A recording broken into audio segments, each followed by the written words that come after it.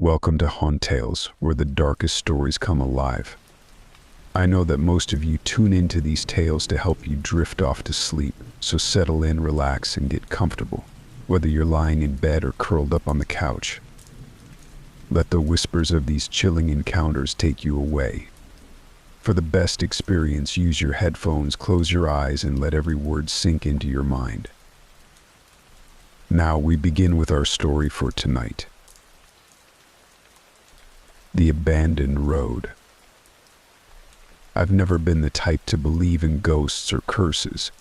I always thought people made those things up to scare others, or to give them an excuse for something bad that happened. But after what I experienced, my view on everything changed. I didn't know that some roads were meant to be avoided, or that curses could follow families like shadows. It all started a few months ago. My mom had just passed away. The funeral was small, just close family. That night, after everyone had left, my uncle, the only relative who stuck around, sat me down. I thought we were going to talk about her will or something practical like that. Instead, he told me about the curse. Or family. "It's cursed," he said, his voice almost a whisper. At first I didn't take him seriously. He looked paranoid, his eyes darting around the room as if something could jump out any second. He told me about an old ancestor who made a deal with someone, he wouldn't say who, but the way he said it chilled me. It's passed down to each generation, and now, it's your turn. I laughed it off, but the way he looked at me told me it wasn't a joke. The next day I tried to shake it off, convincing myself that grief had just gotten to him. I needed to clear my head, so I decided to take a drive. There was this old road just outside town, the Ridgeway people called it. It had been abandoned for years, overgrown and forgotten. Perfect for a quiet drive. My uncle had warned me about that road before, but I thought he was just being superstitious. I started driving around dusk, and the air felt heavy. Something about that road felt off the moment I turned onto it. The trees were thicker there, blocking out most of the fading light, and the road itself looked like it hadn't been touched in decades. I remember thinking that the air smelled different there, stale, almost like decay. I'd been driving for about 10 minutes when I noticed her. A woman in a white dress, walking on the side of the road. At first I thought she was some lost hiker, but there was something wrong with how she moved. She didn't walk, she glided, like she wasn't even touching the ground, and she was walking parallel to me, keeping up with my car without turning her head. I felt my heart pound harder in my chest. I hit the gas, thinking I could just drive past her, but she was still there, moving at the same speed as my car. I turned my head to look at her. That's when I saw her face, or more like half of it. She had one eye, staring straight ahead. The other side of her face was just gone. My stomach dropped, and I looked back at the road, my hands gripping the wheel so tight my knuckles were white. I don't know how long I kept driving like that, but at some point she just vanished. I thought maybe I'd imagined her. Stress, grief, it could all be messing with my head. But the feeling in my gut told me I wasn't imagining anything. I tried to laugh it off, telling myself I'd had too much coffee. But that night things got worse. I barely slept, tossing and turning, seeing her face every time I closed my eyes. Then at around 3 a.m. I woke up. The room was cold, colder than it should have been. And there, standing in the corner, was the woman. Her one eye locked on me. My body froze and I couldn't move, couldn't even scream. She didn't say anything. She just stood there, staring, and then she was gone. I thought it was a nightmare, but when I woke up the next morning, the window in my room was open, the curtains blowing in the breeze. I tried to put it out of my mind, but the same thing happened the next night, and the night after that. Each time, she would come a little closer. I'd wake up with the feeling that I couldn't breathe, her one eye boring into me. I became obsessed with figuring out who she was and why she was haunting me. I started doing research, looking into local legends about the road, but I found nothing. Then, one night, my uncle called. He sounded frantic, telling me to meet him at the old church on the edge of town. "There's something I need to tell you," he said. When I got there, he looked worse than I'd ever seen him. He handed me an old, worn-out book and told me that the woman was real, that she was part of the curse. "She's looking for something," he said. "A trade. A soul for a soul." I tried to laugh it off again, but I couldn't ignore the way my hands were shaking. He told me that our ancestor had made a deal with her centuries ago, a deal for power, but there was a price, and now she was collecting. The worst part, he said that she wouldn't stop until she had someone from the family, and that someone was me. I didn't believe him until that night when she appeared again, closer than ever. This time I couldn't move. I couldn't even blink as she stepped toward my bed. Her one eye, milky and white, stared down at me. Then, for the first time, she spoke. "You're next," she whispered, her voice like the wind through dead leaves. The next morning, I packed up everything and left town. I haven't seen her since, but every night I feel like she's watching me, waiting. One of these days she'll come for me. And I don't think I'll be able to run forever. The Abandoned Road, Part 2. It had been weeks since I left town, but the memory of her, of that woman with one eye, haunted me. Every night, even when I thought I was miles away from that cursed road, I could feel her presence. I thought maybe running would help, but the further I went, the weaker her hold would become. But I was wrong. It wasn't until I met someone who had a similar experience that things started to make sense, or at least I wasn't as alone as I thought. After leaving town, I found myself in a small, secluded village up north. It wasn't a place you'd find on a map, more like one of those forgotten towns that time had left behind. It was perfect for someone like me, someone trying to disappear. I rented a room in a tiny inn run by an elderly woman who seemed more interested in gossiping than maintaining the place. But it was cheap, and the quiet was exactly what I needed. At night, though, things still felt off. I'd lie in bed, trying to sleep, but there was always this gnawing sense that she was near. Even though I hadn't seen the woman since leaving the Ridgeway, I still felt her. Sometimes I'd wake up in the middle of the night, heart pounding, feeling her presence close by. I'd tell myself it was just a nightmare, just the remnants of the trauma she'd left in my mind. But deep down, I knew it wasn't over. Then one evening I found myself sitting in the inn's small dining room, nursing a cup of coffee, trying to keep my mind busy. The old lady who ran the place was off in the kitchen, and the dining room was almost empty, except for one other guest, a man who looked like he'd seen better days. His hair was unkempt, his clothes wrinkled, and his eyes had this haunted look I knew all too well. It was like looking into a mirror. We exchanged a few glances, and after what felt like an eternity of awkward silence, he made the first move. He shuffled over to my table, his coffee cup shaking slightly in his hand. Without asking, he sat down across from me. "I saw her too," he said, his voice raspy, like he hadn't spoken in days. My heart skipped a beat. At first I wasn't sure what he meant, but then I saw the look in his eyes, the fear, the exhaustion. I didn't have to ask who her was. "How do you," I began, my voice faltering. "I've been running for years," he said, taking a shaky sip of coffee, "ever since I drove down that goddamn road. The Ridgeway."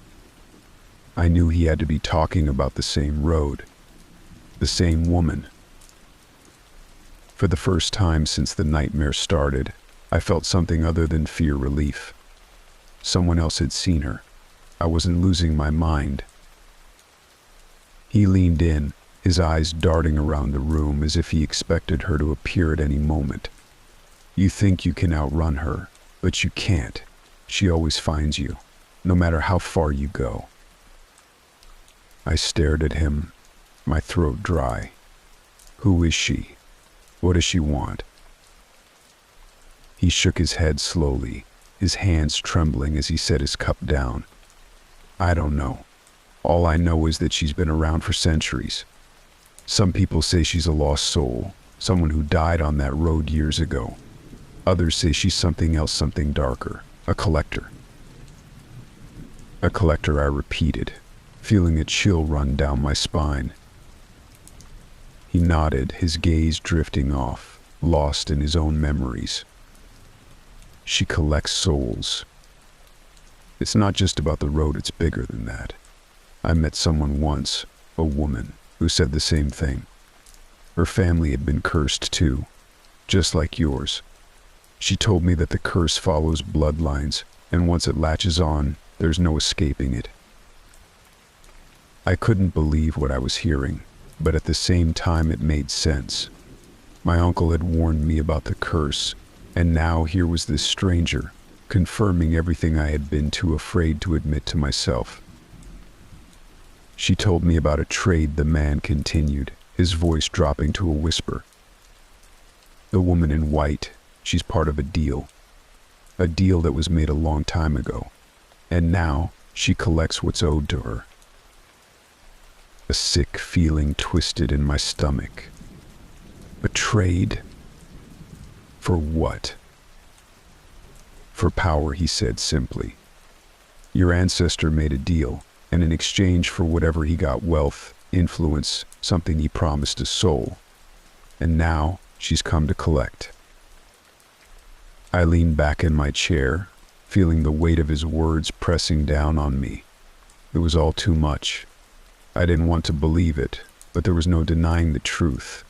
I'd seen her, I'd felt her presence, and now, hearing it from someone else, I couldn't ignore it anymore.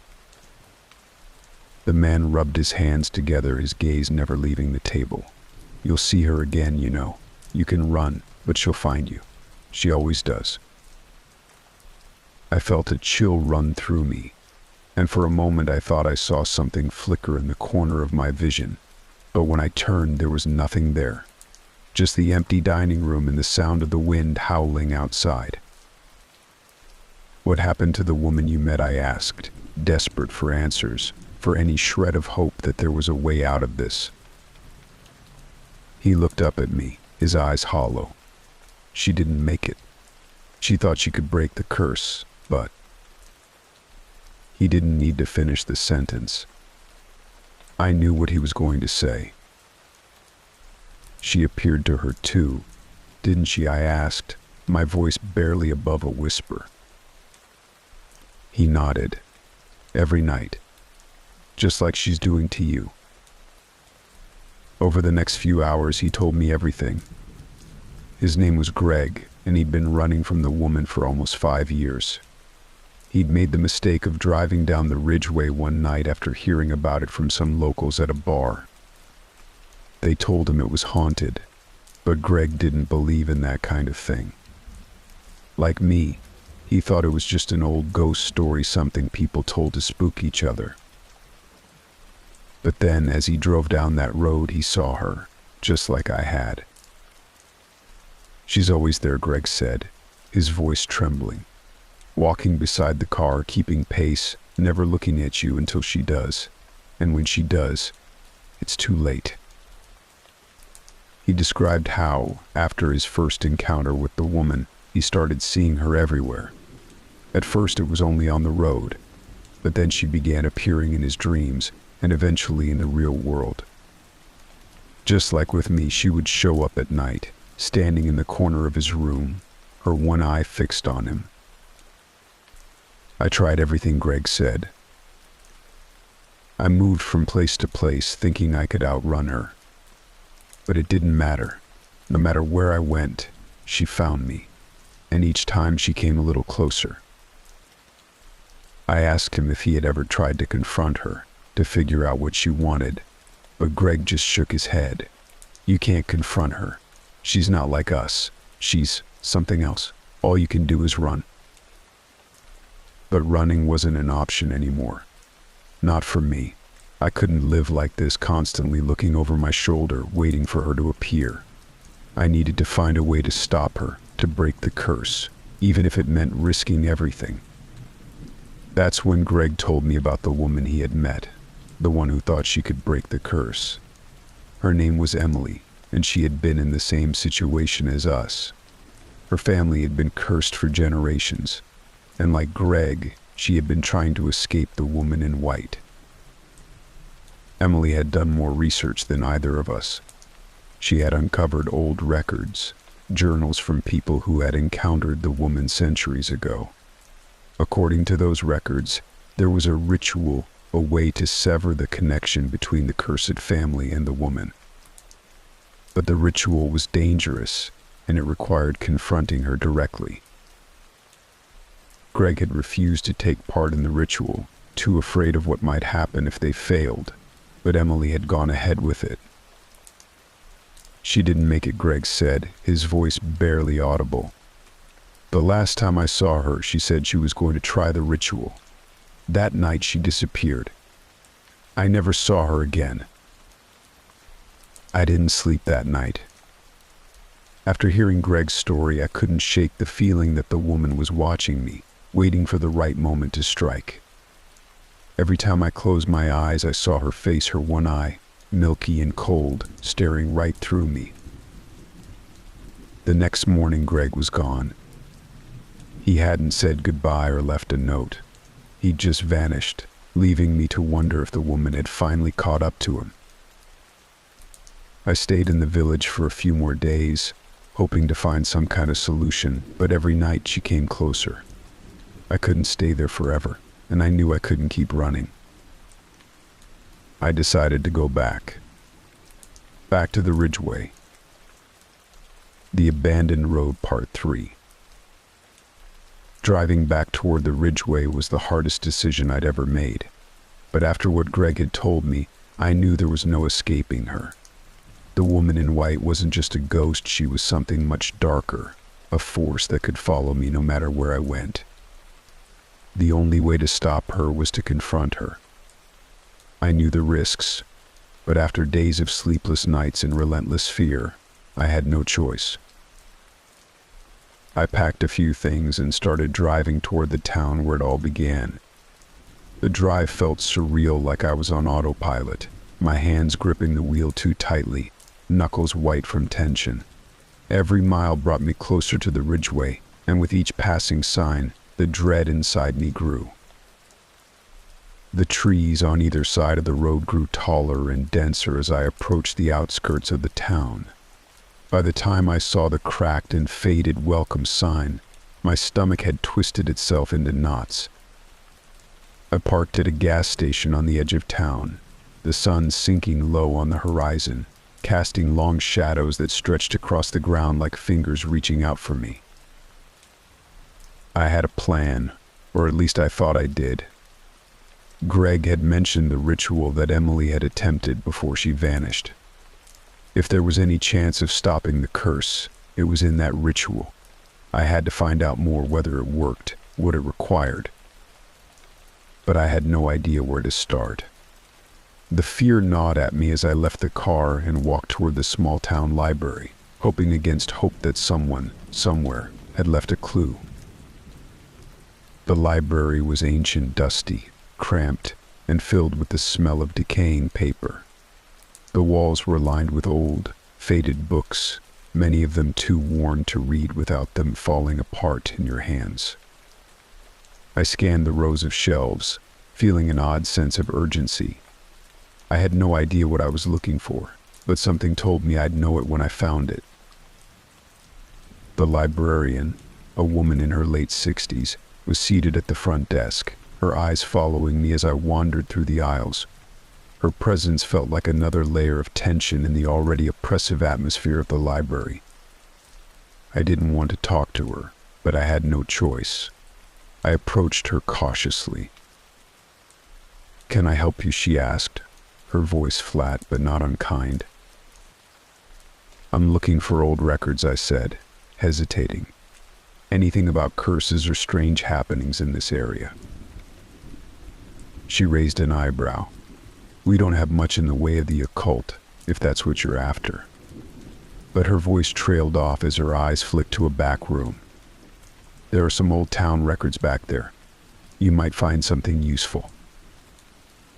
She stood up and motioned for me to follow her, leading me to a dusty room behind the main area of the library. Boxes were piled on top of each other, and the shelves sagged under the weight of books and papers that looked as if they hadn't been touched in decades. "Be careful," she warned as she left me alone in the room. "Some things are better left buried." Her words hung in the air as I began rifling through the old records. Time felt meaningless as I pored over old town ledgers, family histories, and newspaper clippings. I was losing hope until I found something tucked between two old journals.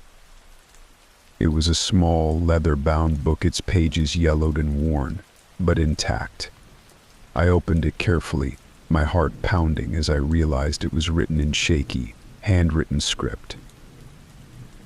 It was a journal, and as I read the first few entries, my breath caught in my throat. The journal belonged to a man named Elijah Hale, a name I had seen in my own family records. He was the one who had made the deal.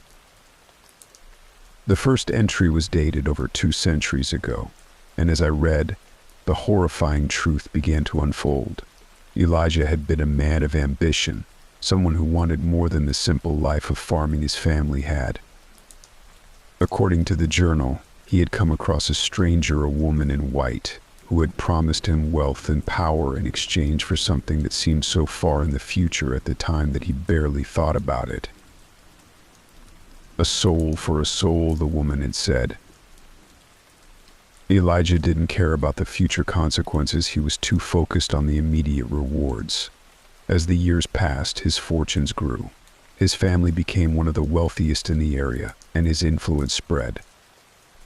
But the curse had been passed down with it.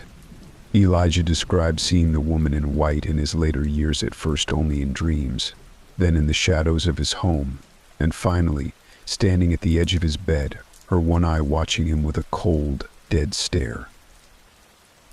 The last entry was dated just days before his death. It was short, frantic, and written in shaky handwriting. "She's coming for me.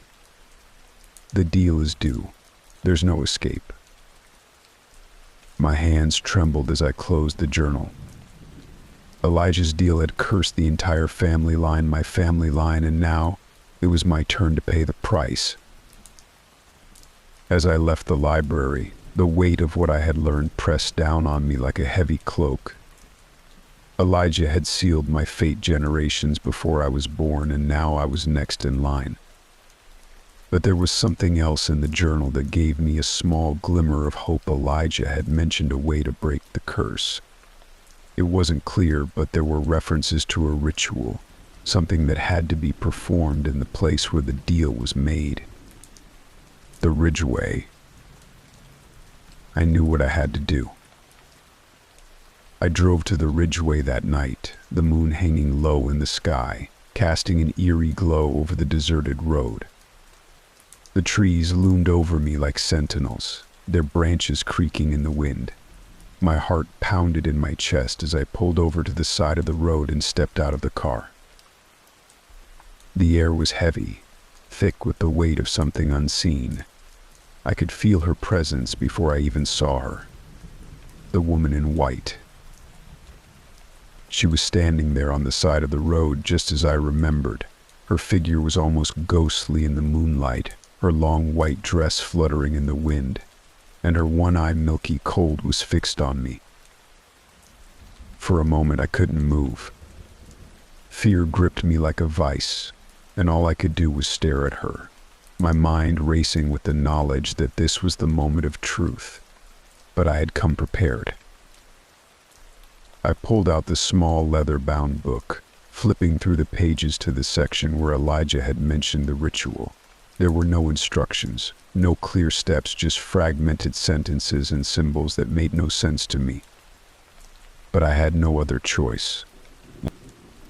As I began to read from the book, the woman in white took a step closer. Her movements were slow, deliberate, as if she was savoring the moment. I tried to focus on the words, but the fear was overwhelming. My hands shook, and my voice faltered. The air around me grew colder, and the wind picked up, whipping through the trees like a howl. The woman's one eye never left me, and I could feel her drawing closer with each passing second. Suddenly, the book flew out of my hands, as if ripped away by some unseen force. It landed on the ground several feet away, and I felt a surge of panic. Without the book, I had no idea what to do next. The ritual, whatever it was my only chance, and now it was slipping away. The woman was only a few feet away from me now, her figure looming over me like a shadow. Her face, half of it missing, the other half twisted into a grotesque, vacant stare, was more horrifying than I had remembered. And her eye, her one, milky eye, was locked on mine, as if she could see right through me. I stumbled backward, my mind racing for a solution, but there was none. She was here to collect, and there was nothing I could do to stop her. Just when I thought it was over, I heard a voice behind me. "You have to finish it." I turned to see Greg standing there, his face pale and gaunt, like a man who had seen too much. He looked worse than when I had last seen him, but there was a determination in his eyes that hadn't been there before. "What are you doing here?" I asked, my voice shaking. "There's still a chance," he said, walking toward me, "but you have to finish what you started." He bent down and picked up the book, handing it back to me. "Read the last line." I took the book from him, my hands trembling. Flipping through the pages, I found the final line, something I hadn't noticed before. It was scrawled in the margins, almost like an afterthought, but it was clear: "You must give what was promised." "What does it mean?" I asked, but Greg didn't answer. The woman in white was now standing right in front of me, her presence suffocating. My breath came in short gasps as I tried to focus on the words, but nothing made sense anymore. "What do I have to give?" I whispered, but deep down, I already knew. The woman in white stood still, inches away from me, her one milky eye gazing deep into my soul. I could feel her cold breath on my face, and the weight of her presence was crushing. My heart hammered in my chest, drowning out every rational thought. Greg's words echoed in my head: "You must give what was promised." But what did that mean? What was Elijah supposed to give all those years ago? What did she want from me? I glanced at Greg, desperate for answers, but he stood there, his face blank, staring at the woman as if he'd already resigned himself to whatever was about to happen. My hands trembled as I clutched the book, the final line echoing in my head over and over. I was trapped. I couldn't run, and I couldn't hide. I had to finish it. But just as I was about to open my mouth, something strange happened. Greg stepped forward, moving between me and the woman. He stood tall, his body tense, as if he was shielding me from her. I couldn't understand. It wasn't he as doomed as I was. "Greg, what are you doing?" I whispered, fear clawing at my throat. He didn't answer. Instead, he turned his head slowly, his eyes locking onto mine with a strange intensity. "I was wrong," he said, his voice low and steady. "It's not your debt to pay. It's mine." My heart stopped. "What?" Before I could react, Greg reached into his jacket and pulled out something that glinted in the moonlight. It was a small, ornate locket. The same locket Emily had worn in the photo he'd shown me. He held it out toward the woman in white, his hands shaking, but his voice firm. "This is what you want, isn't it?" he said, his voice filled with a strange mix of defiance and fear. The woman in white tilted her head slightly, her expression unchanged. But something shifted in the air, a tension I hadn't felt before. She didn't move closer. She didn't move closer. She didn't take the locket. She just stared at it. "What? What are you doing?" I stammered, completely confused. Greg turned to me, his face pale but determined. "I didn't tell you everything," he admitted. "The woman, the curse. It was never about your family. It was mine." The ground seemed to fall out from under me. "What are you talking about?" Greg's gaze dropped to the locket in his hand. Elijah Hale wasn't the one who made the deal. It was my ancestor Benjamin Trelawney.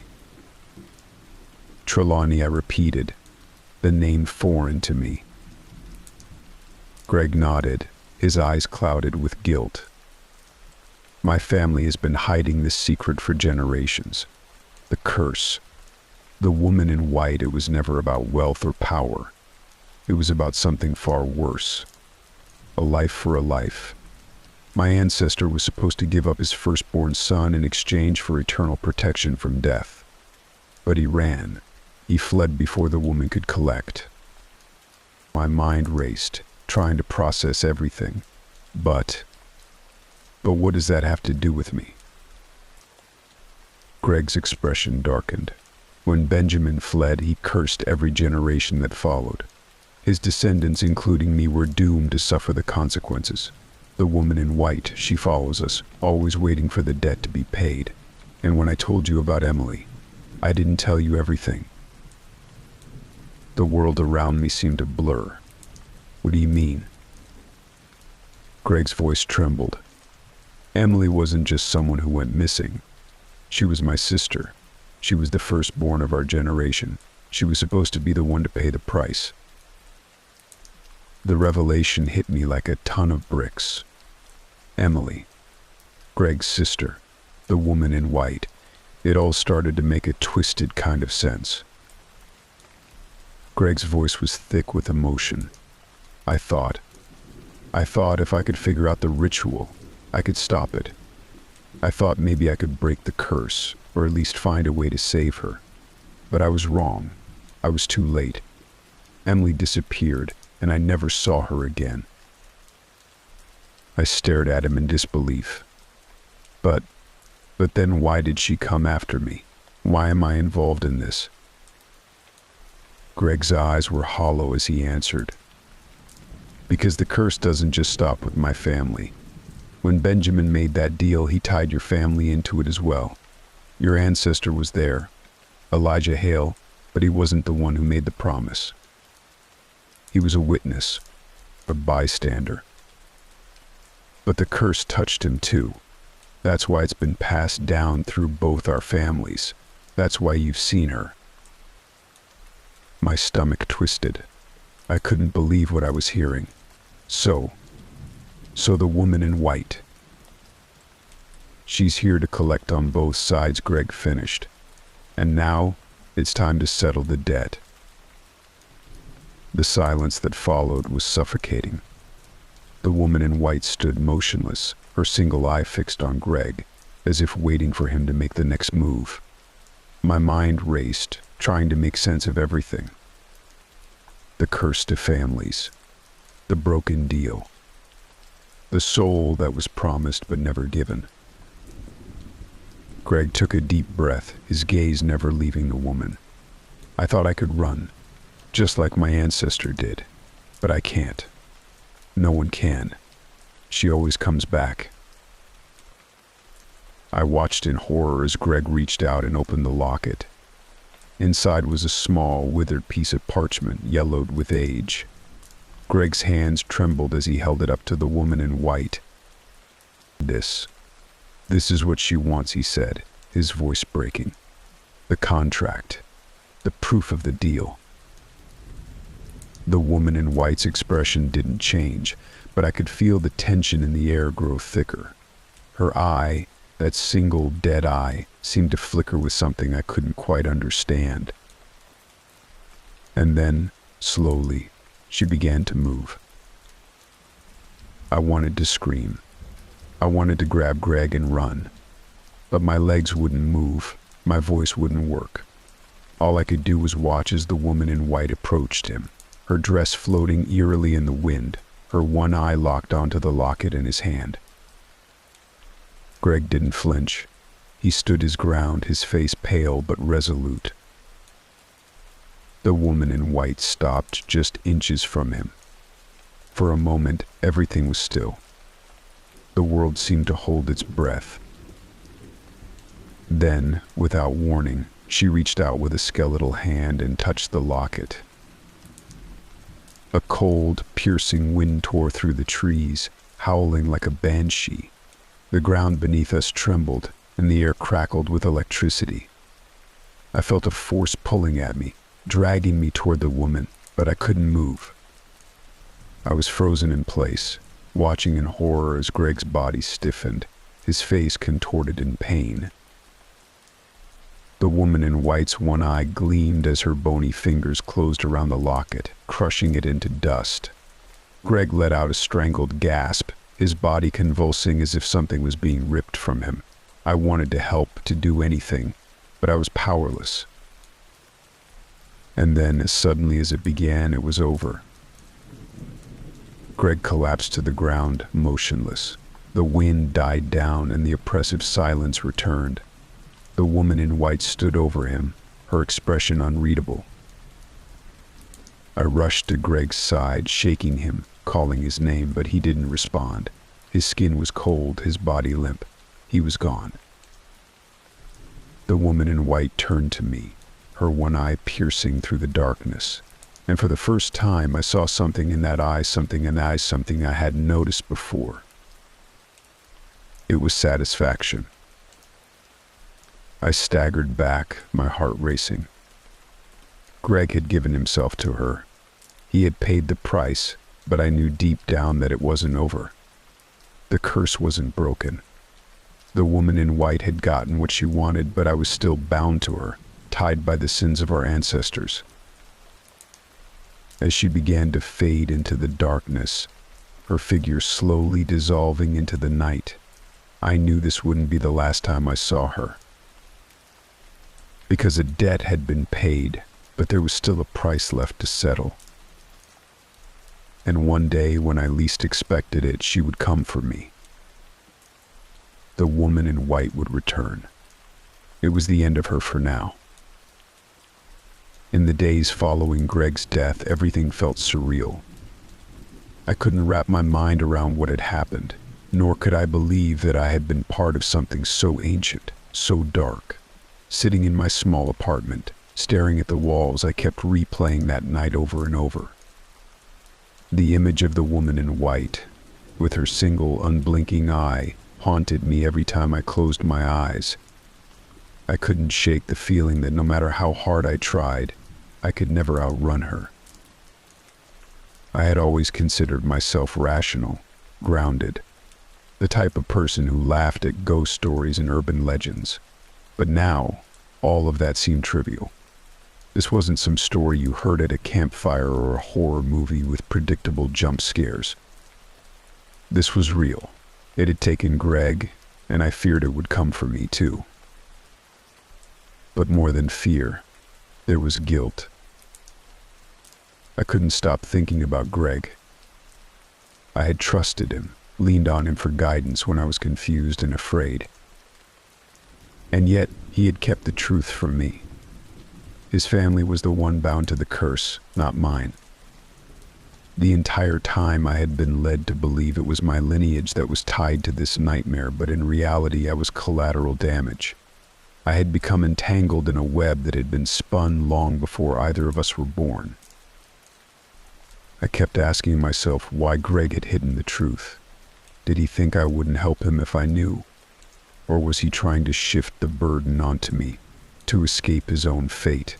I couldn't be sure. But deep down I knew it didn't matter. Whatever his reasons were, they were his alone, and now he was gone. The reflection staring back at me from the mirror seemed like a stranger. I was thinner, pale, and the bags under my eyes spoke of sleepless nights filled with nightmares. I couldn't sleep for more than a few hours before waking up in a cold sweat, convinced that I'd hear her.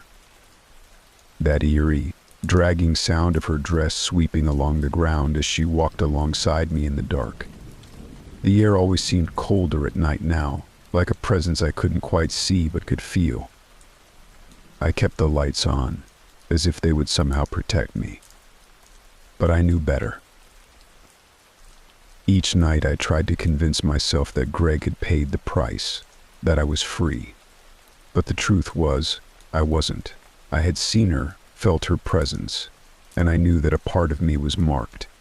Greg's sacrifice may have delayed the inevitable, but it hadn't broken the chain. It was only a matter of time before she came back. I began to wonder what this curse really was. Was it simply a punishment for a broken promise? Or was there something deeper, something more sinister? What kind of deal had Greg's ancestors struck that would bind generations to such a fate? The soul for eternal protection. But from what? And why had the woman in white been so relentless, so patient in waiting to collect? It wasn't just about the deal, it was about control, power, and retribution. In some twisted way, I began to envy Greg.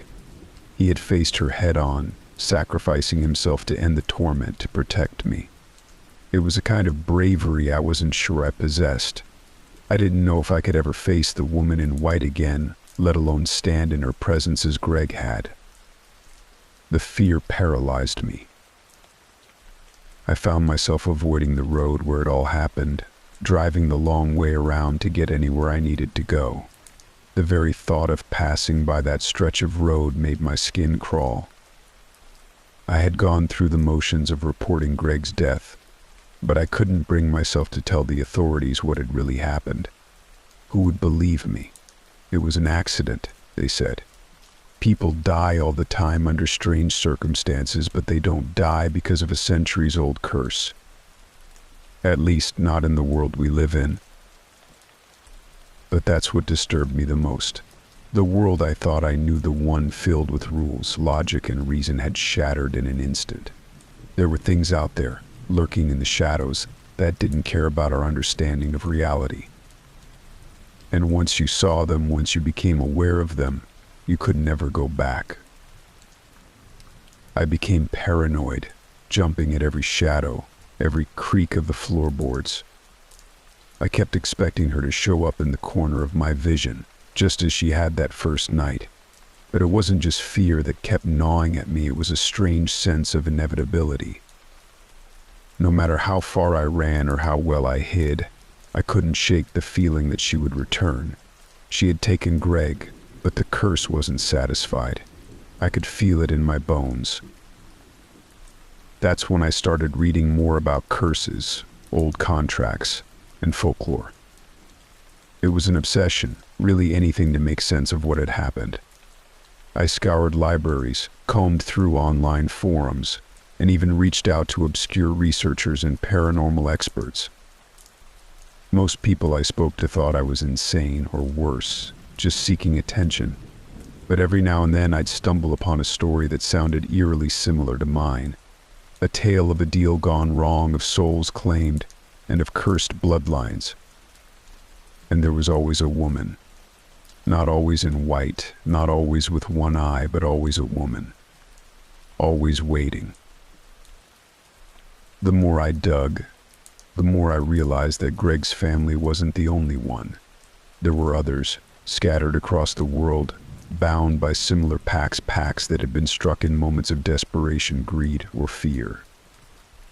And just like Greg's family, these families were haunted, generation after generation, by the consequences of their ancestors' actions. The woman in white was just one manifestation of a larger, darker force at play. I wondered if I could break the cycle, if there was some way to undo what had been done. But every story I read ended the same way, with the curse continuing, claiming more lives, feeding on the souls promised to it long ago. And that's when it hit me Greg hadn't been the last. He hadn't saved me. He had only delayed the inevitable. The curse wasn't just about a soul owed, it was about suffering. It thrived on fear, on despair. And I had plenty of both.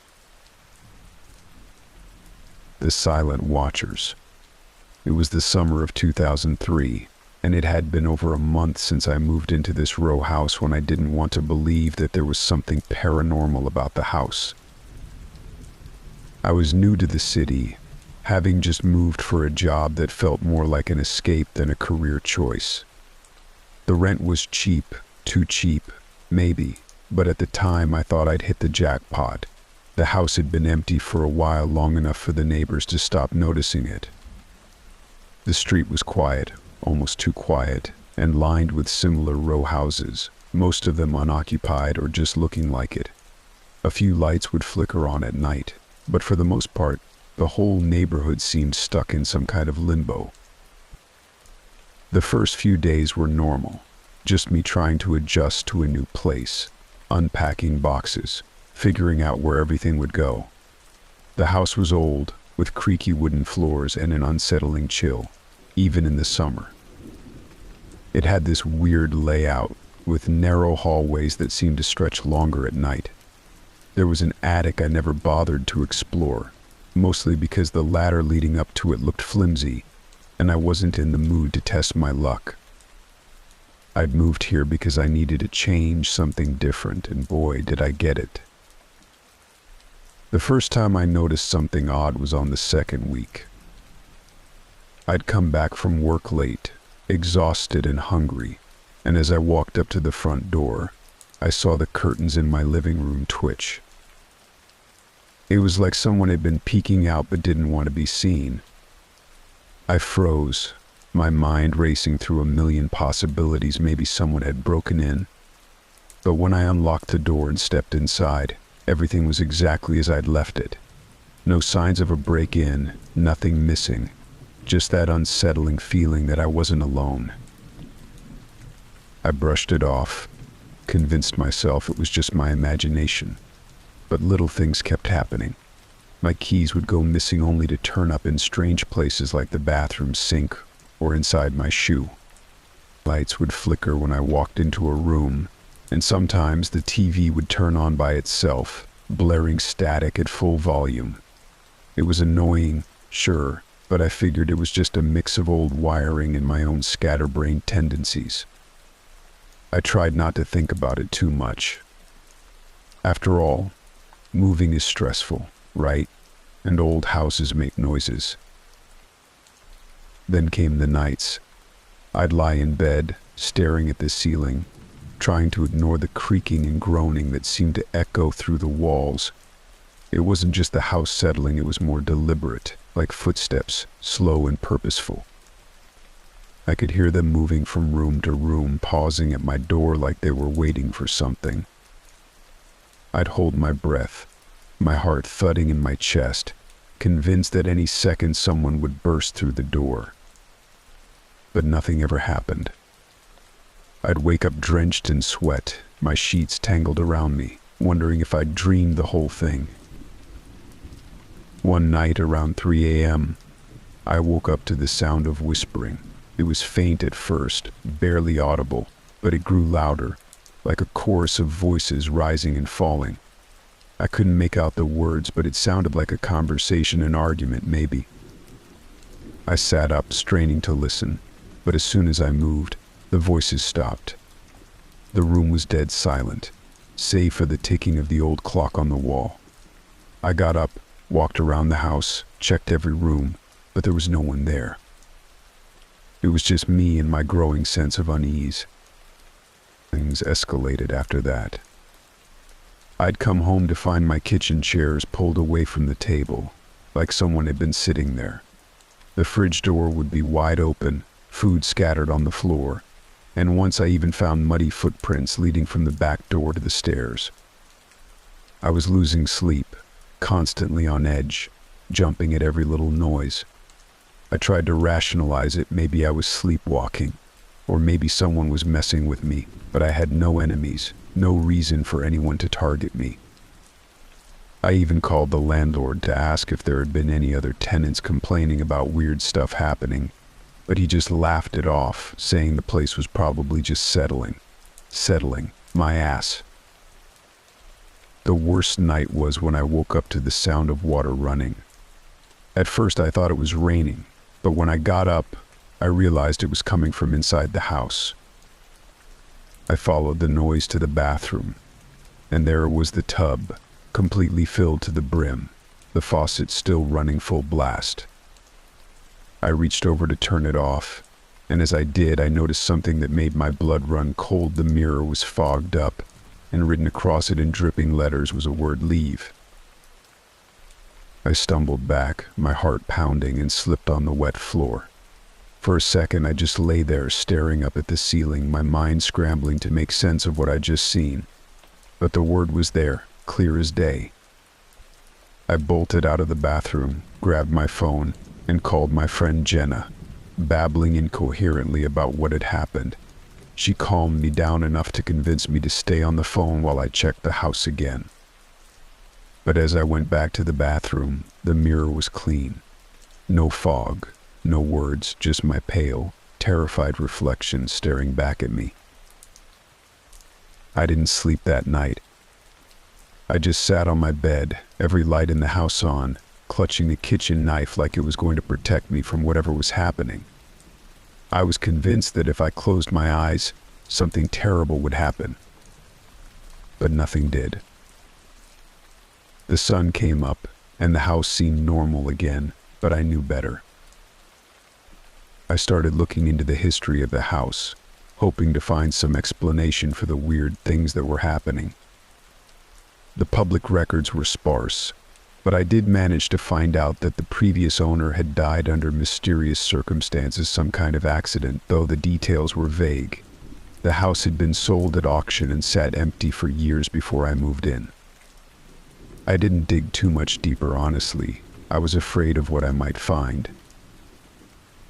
A few nights later, I was walking home from work, and I noticed something that I hadn't seen before. A group of people, maybe 8 or 10 of them, standing in the vacant lot at the end of the street. They were just standing there, perfectly still, facing a rundown building that looked like it had been abandoned for decades. They were all dressed in dark clothing, their heads bowed, and they were holding candles. I watched them for a while, trying to figure out what they were doing, but they didn't move. It was like they were in some kind of trance. Curiosity got the better of me, and I approached them, trying to see their faces. But as I got closer, I realized that their eyes were wide open, their pupils dilated, and they were chanting something under their breath, a low, rhythmic murmur that sent chills down my spine. It wasn't in English, and I couldn't make out the words, but the sound of it was deeply unsettling. I called out to them, asking if they were okay, but no one responded. They just kept chanting, staring straight ahead like I wasn't even there. I backed away slowly, my heart racing, and practically sprinted the rest of the way home. That night, the noises in my house were worse than ever. I heard banging, scratching, and the whispers. God, the whispers were so loud, like they were coming from inside my own head. I couldn't take it anymore. I grabbed my keys, my purse, and just drove. I didn't even know where I was going. I just needed to get out of there. I spent the night at a motel on the other side of town, too scared to even think about going back. The next morning, I called Jenna and told her everything. She offered to come over and help me pack up my stuff, but I couldn't face that house again. Not after what I'd seen, what I'd heard. I left everything behind, furniture, clothes, everything. I just wanted to be as far away from that place as possible. A few weeks later, Jenna told me that the neighborhood had been blocked off by the police. Apparently, they found a group of people trespassing in the abandoned lot, performing some kind of ritual.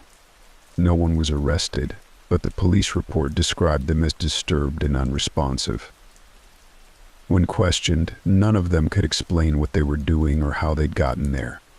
They were just there, chanting and staring, their eyes empty. I've tried to put it all behind me, but every now and then, I'll see something, a flicker of movement out of the corner of my eye, a familiar face in a crowd, and it all comes flooding back. I still don't know what was going on in that house, or what those people were doing, but one thing is clear: I was never alone. Something was there with me, watching, waiting, and it wasn't going to stop until I was gone. I'm never going back to that neighborhood. I don't care what anyone says, something is wrong with that place. And if you ever find yourself on a quiet street with houses that feel a little too empty, trust your gut. Get out. Because some things aren't meant to be understood, and some places should just stay forgotten.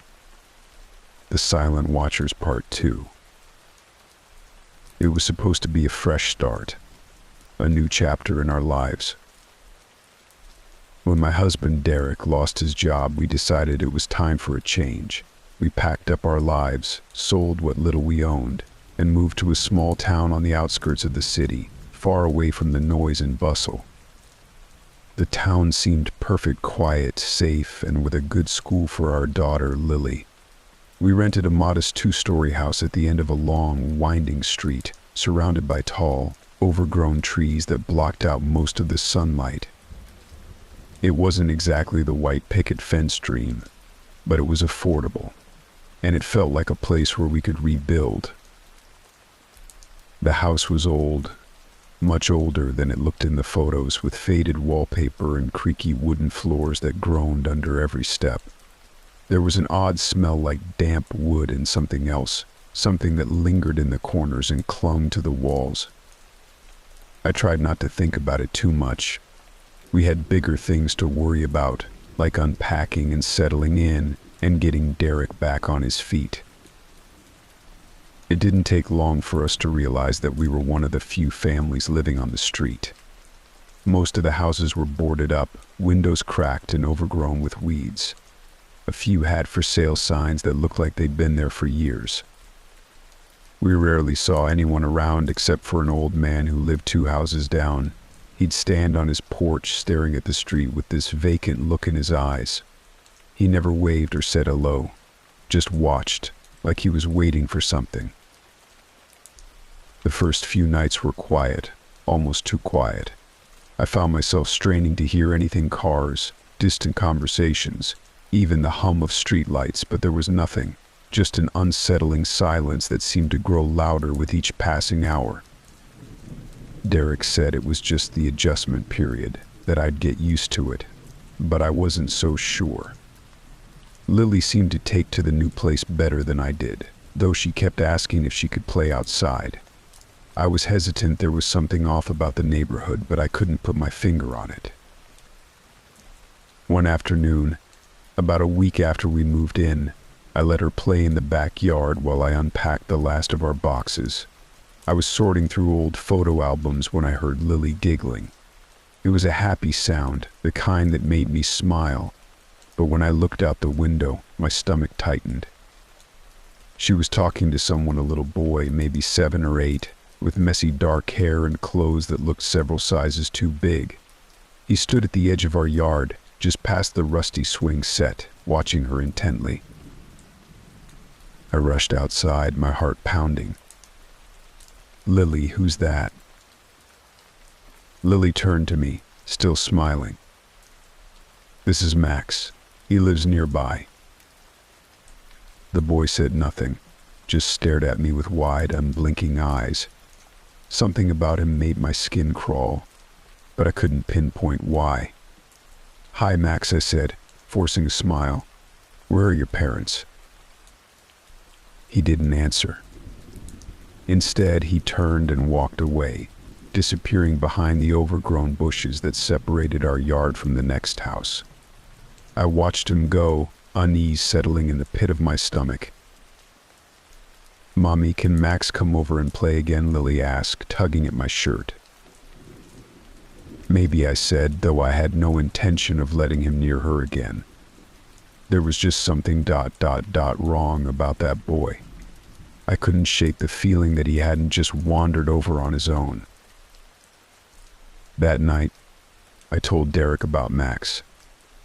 He shrugged it off, saying it was probably just some neighbor's kid, but I couldn't stop thinking about it.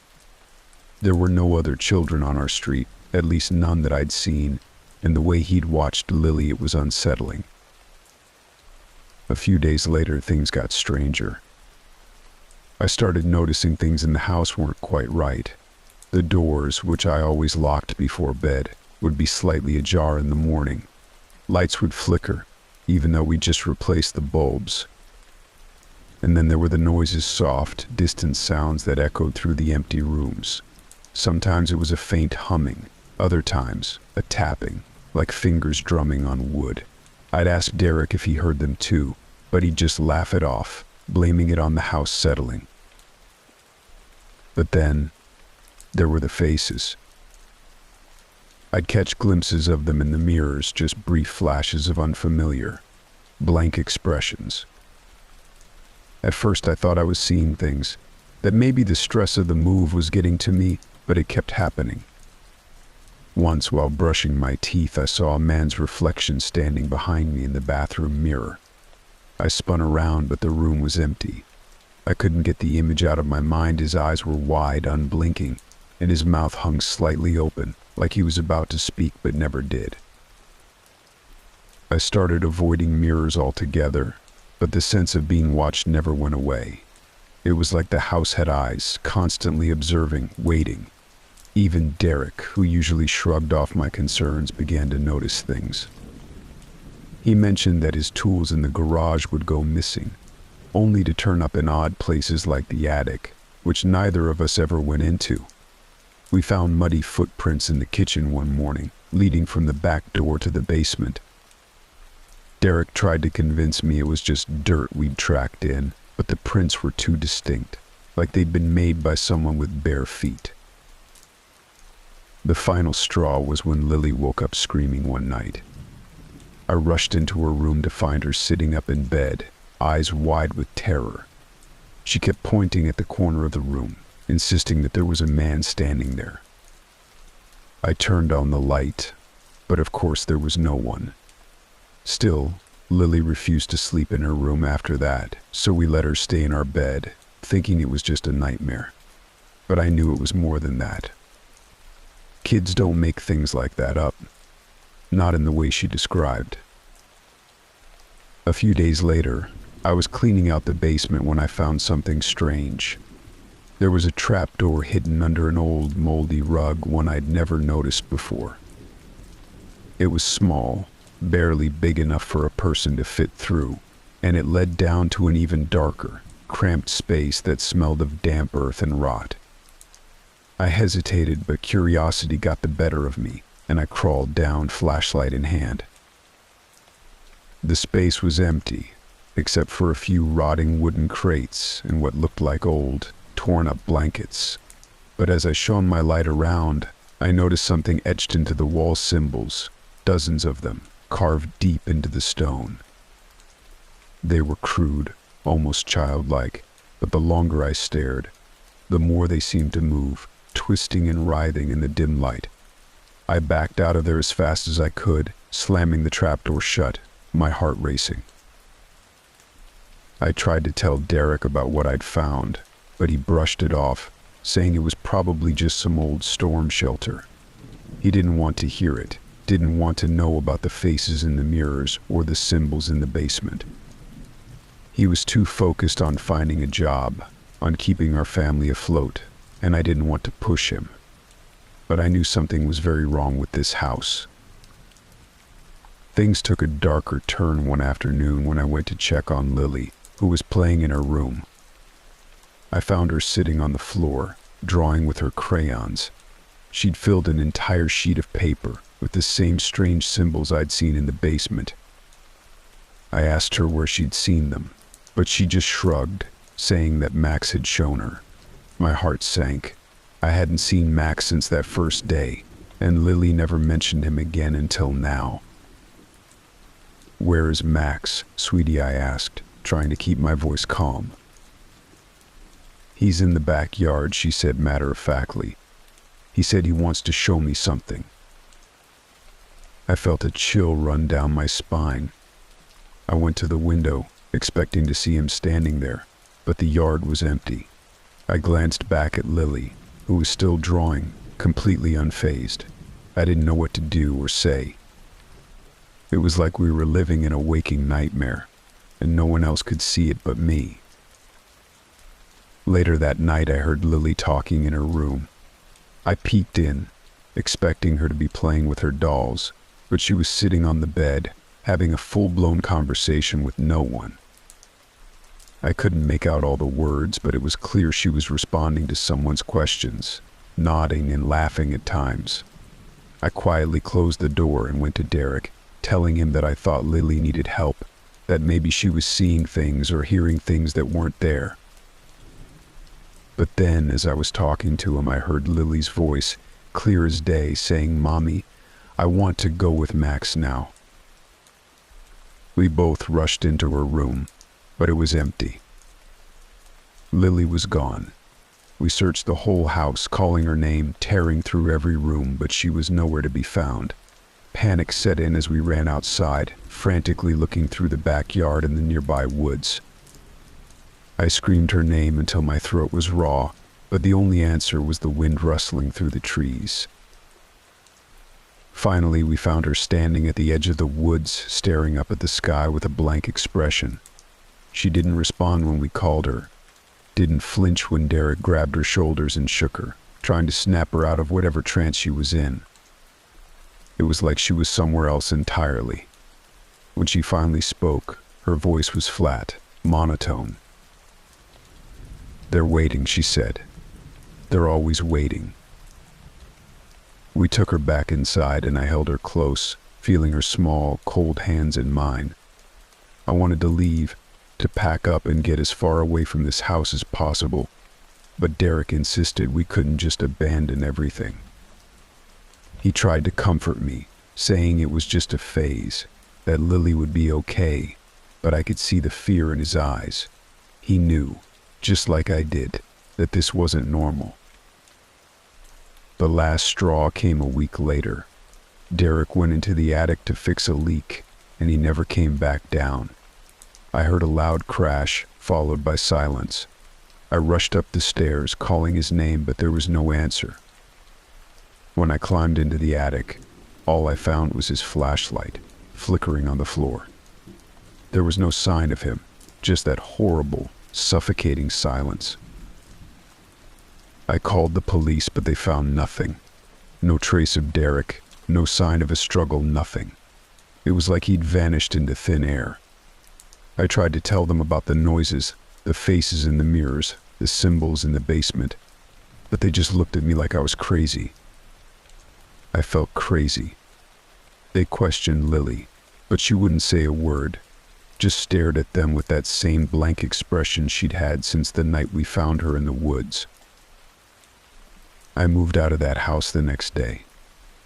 I didn't care about the deposit or the fact that we had nowhere else to go. I just needed to get out to protect my daughter from whatever was happening in that place. We moved in with my sister, and I tried to put it all behind me, but Lily was never the same. She barely spoke, barely ate. She just sat by the window, staring out at nothing. One night, a few weeks after we left, I heard her talking in her sleep. I leaned in close, trying to make out the words, and what I heard chilled me to the bone. "They're still waiting, Mommy. They'll always be waiting." I pulled her close, tears streaming down my face, and whispered that everything would be okay. But deep down I knew the truth. Some things don't just go away. Some things linger, like shadows that you can't quite see but can always feel. And in the back of my mind, I couldn't shake the thought that this was just the beginning. Some things don't just go away. Some things linger like shadows you can't see but can always feel. We tried to move on, but it was impossible. Derek's disappearance left a gaping hole in our lives. Every time I looked at Lily, All I could see was the emptiness in her eyes, a dull, vacant stare that hadn't been there before. It was as if something had reached into our lives and torn away the parts that made us whole, leaving us with just fragments of who we used to be. I knew I couldn't stay in that house after what happened, but leaving didn't change what I felt like we were never really alone. A week after moving into my sister's house, I started noticing changes in Lily. She would talk less, eat less, and she'd spend hours sitting by the window, just staring.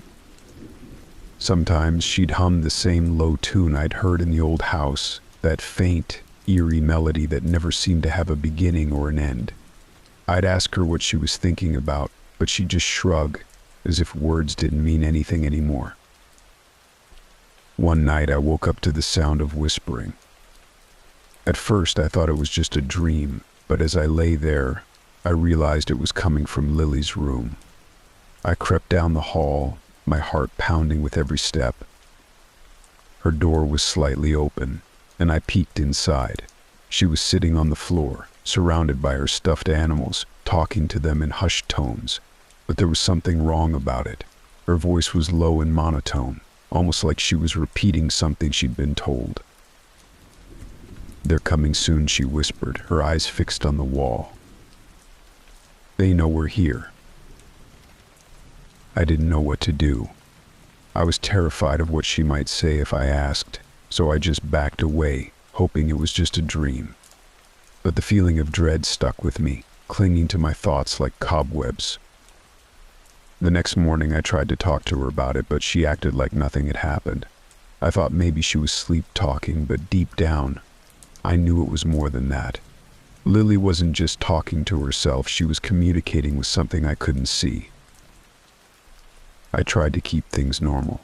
I took Lily to the park, signed her up for dance classes, and spent more time with her, hoping that the change of scenery would help. But she remained distant, always preoccupied, always somewhere else. She would draw constantly, filling pages with those same strange symbols that I'd seen in the basement of the old house. I even found some of them etched into the walls of her room, scratched into the paint with something sharp. I tried to get rid of them, but every time I painted over them, they'd reappear, as if they were coming back on their own. One afternoon I found a new drawing in her room. It was different from the rest.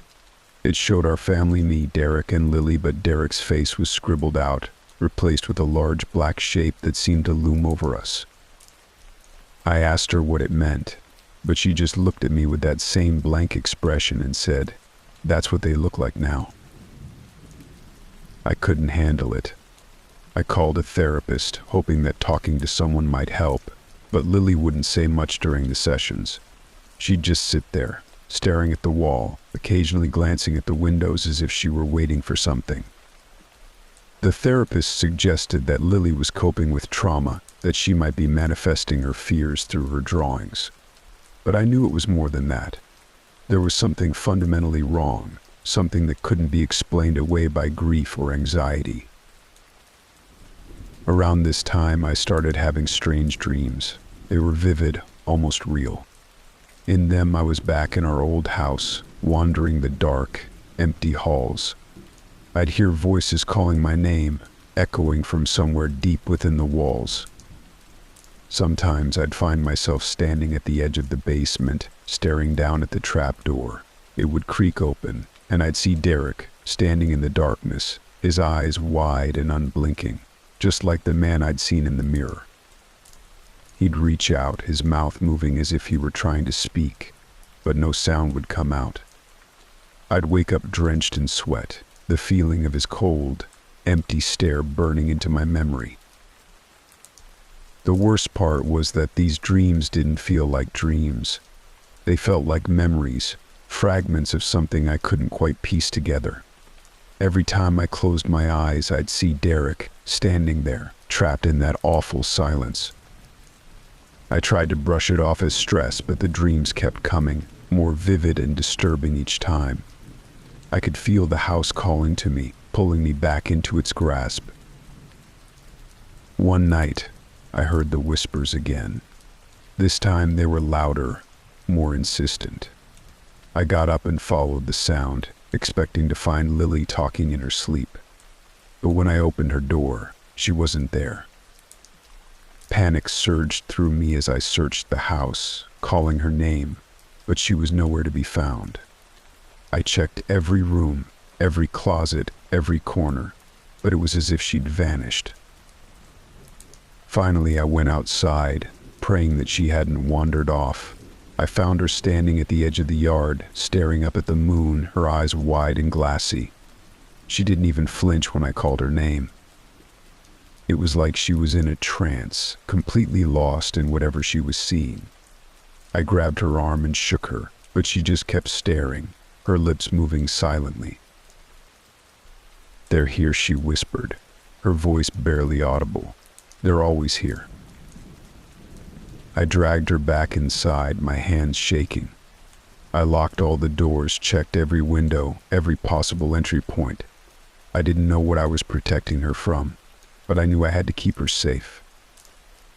That night, I barely slept. I kept hearing the whispers, the faint sound of footsteps pacing the hall.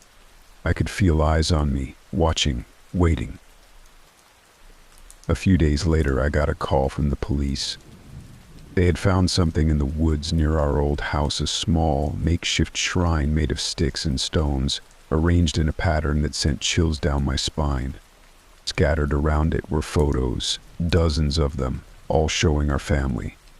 Some were old, dating back to when Lily was just a baby, but others were recent, taken in places we'd never been. There were pictures of Lily playing in the backyard, of Derek working in the garage, of me sitting in the living room. I couldn't understand how someone had gotten these photos or why they'd been left there. But what really terrified me were the faces. In every picture, our faces were obscured, scratched out, replaced with those same strange symbols Lily kept drawing. The police questioned me for hours, asking if I knew anyone who might have been watching us, but I had no answers. I didn't know how to explain that we were being haunted by something that wasn't human, something that didn't belong in our world. The police suggested it might have been a sick prank, some local kids messing around, but I knew it was more than that. I could feel it in my bones, the same way I could feel the eyes on me at night. Whatever had taken Derek was still out there, still watching us, and it was getting closer. I started researching the house, desperate to find some kind of explanation. What I found only made things worse. The property had a long, dark history. It had been abandoned for years, passed from one owner to the next, each leaving under mysterious circumstances. There were rumors of people going missing, of strange rituals taking place in the dead of night. One article mentioned a group of squatters who had lived there in the early 90s, all of whom had disappeared without a trace. The police found their belongings scattered around the house, but no bodies were ever recovered. I found old photographs of the neighborhood, and in one taken decades ago, I saw something that made my blood run cold. Standing at the edge of the frame was the same old man I'd seen on our street, the one who would watch us from his porch with that vacant stare. He looked exactly the same, unchanged by time, as if he hadn't aged a day. I realized then that he wasn't just some nosy neighbor. He was connected to whatever was happening, a silent witness to the horrors that plagued that street. Determined to get answers, I drove back to the old neighborhood. It was dusk when I pulled up in front of the house, the shadows long and creeping. The place looked even more decrepit than before, with broken windows and overgrown weeds swallowing the front yard. I hesitated, my heart racing, but I knew I had to go inside. The air was thick with decay as I stepped through the front door. The house felt alive, pulsing with a malevolent energy that made my skin crawl. I walked through the darkened rooms, each one filled with memories I'd tried to forget. The basement door was open, the trap door at the center of the room slightly ajar. I felt drawn to it, compelled to look inside. My hands trembled as I lifted the door, revealing the darkness below. Climbing down, I found the basement just as I remembered it, cold, damp, and filled with those strange symbols. But this time there was something new. In the corner, half hidden under a pile of old newspapers, was a small, weathered book. It was bound in dark leather, its pages yellowed with age. The cover was marked with symbols that matched the ones Lily had been drawing, and as I flipped through the pages I realized it was some kind of journal. The entries were scrawled in messy handwriting, documenting rituals, incantations, and sacrifices. It spoke of a group, the Watchers, who believed they could summon beings from another realm, creatures that existed in the shadows between worlds. The journal described how they would mark their victims with symbols to bind them, to keep them connected to the other side. The final entry was dated just a few months before we moved in. It described a failed ritual, one that had gone horribly wrong. The Watchers had tried to summon something, but instead of controlling it, they had unleashed it. The writer spoke of a darkness that lingered, of something that couldn't be sent back. It ended abruptly, with the chilling words, "They are still here. They are always watching." I dropped the book and stumbled back, the weight of the truth crashing down on me. The faces, the whispers, the strange disappearances, they were all connected to this place, to whatever had been brought into this world and left to fester. I ran out of the house, my mind reeling, and drove back to my sister's as fast as I could. When I got home, I found Lily in her room, sitting by the window. She looked up at me, her eyes filled with something I hadn't seen in a long time, fear. She pointed to the glass, her finger trembling. "They're out there," she whispered. "They're waiting." I looked out the window, but all I saw was darkness. I held Lily close, promising her that we'd be safe, but I knew deep down that I was lying. We weren't safe. We were never safe. We were never safe. I could feel them watching us just beyond the edge of sight, waiting for the right moment to strike. In the weeks that followed, the whispers grew louder. They followed us everywhere, at home, at the park, even in broad daylight. I saw faces in the mirrors, pale and empty, staring back at me with that same hollow gaze. I tried to ignore them, to convince myself it was all in my head, but it was impossible. They were getting closer, creeping into every corner of our lives. One night, I woke up to find Lily standing by my bed, her eyes wide and unblinking. She held a piece of paper in her hand, covered in those familiar symbols. "They want me to come with them," she said, her voice devoid of emotion. "They said they can bring Daddy back." I grabbed the paper and tore it up, holding her tight. "They're lying," I said, choking back tears. "They're not your friends." But I could see it in her eyes, the pull, the temptation. Whatever was out there had its grip on her, and I was powerless to stop it. I knew then that this was far from over. The Watchers were waiting, biding their time, and they wouldn't rest until they had what they wanted. As I lay in bed that night, clutching Lily close, I could hear them outside, faint but unmistakable. The soft rustle of leaves, the distant murmur of voices, and the feeling of eyes watching us from the dark. I didn't know what they were or what they wanted, but one thing was clear. They were always waiting. When the shadows come alive, sometimes running isn't enough. The days turned into a blur of paranoia and dread. I was constantly on edge, feeling the weight of unseen eyes bearing down on us. The whispers never stopped, growing louder each night. I was barely sleeping, afraid of what might happen if I let my guard down for even a moment. Lily was slipping further away, her eyes vacant and lost in some distant, unreachable place. I had to get us out, but I didn't know how. Every time I thought about leaving, it felt like something was pulling us back, holding us captive within this nightmare. The breaking point came one night when I woke to the sound of Lily screaming. I rushed to her room, my heart racing, but the moment I opened the door, I felt the cold rush of fear flood my veins. She was standing in the center of the room, surrounded by a circle of those symbols she'd been drawing. They were etched into the floor, glowing faintly in the moonlight that streamed through the window.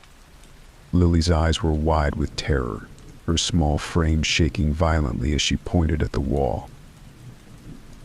"They're here," she shrieked, her voice breaking with panic. "They're trying to take me."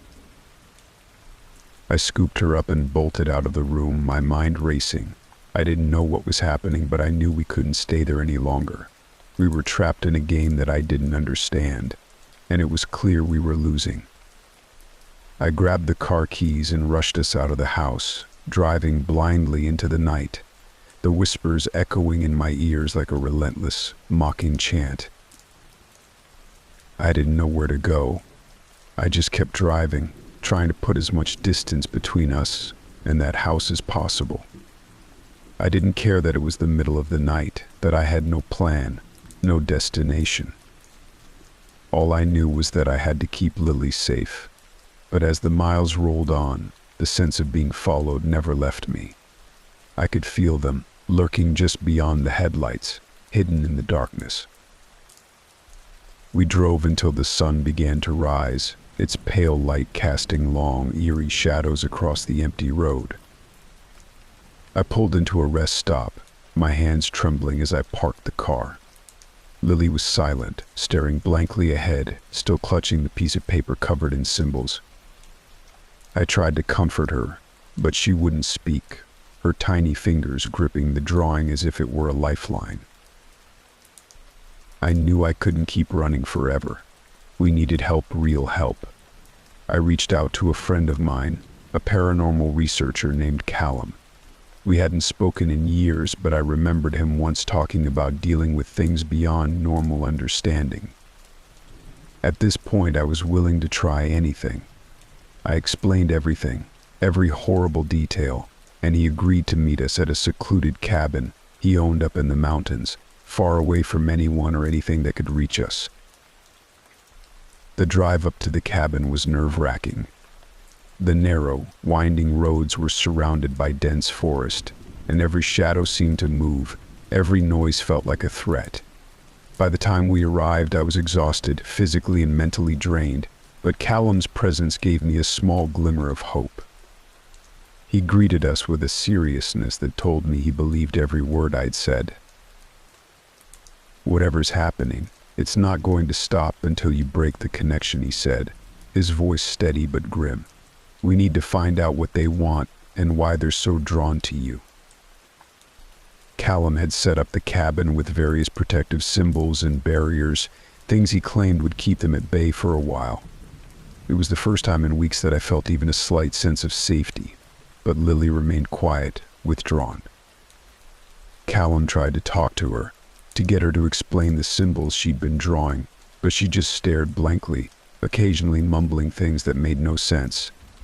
I felt helpless watching her, knowing she was fighting a battle I couldn't even begin to understand. Callum set up equipment around the cabin, cameras, sensors, things that beeped and whirred softly in the dim light. He was determined to find evidence of whatever was haunting us, to prove that this wasn't just in our heads. As the night fell, the cabin grew colder, the walls creaking as if something were pressing against them. Callum and I stayed up, watching the monitors, hoping for any sign that could give us answers. Just after midnight, the equipment started acting up. The sensors began to spike, showing abnormal readings, and the cameras flickered, struggling to focus. Callum was scribbling down notes, muttering under his breath. Suddenly, one of the cameras picked up movement, a shadow flitting across the window.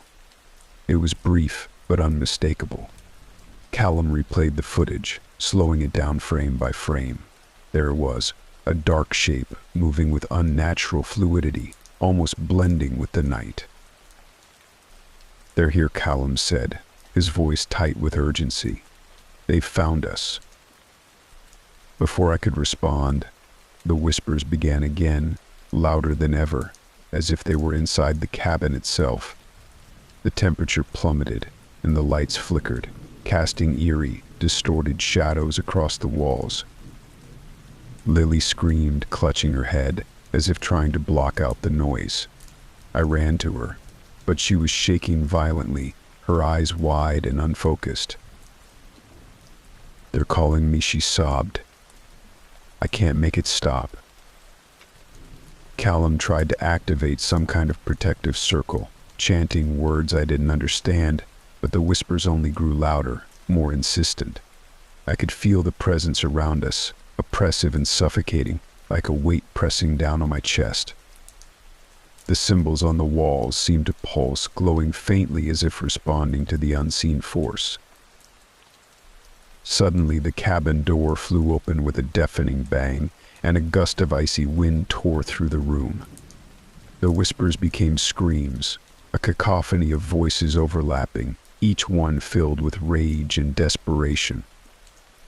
Objects began to fly off the shelves, crashing to the floor as the air grew thick with malice.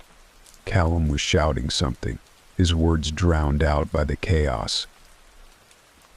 In the midst of the turmoil, Lily stood up, her movements stiff and mechanical.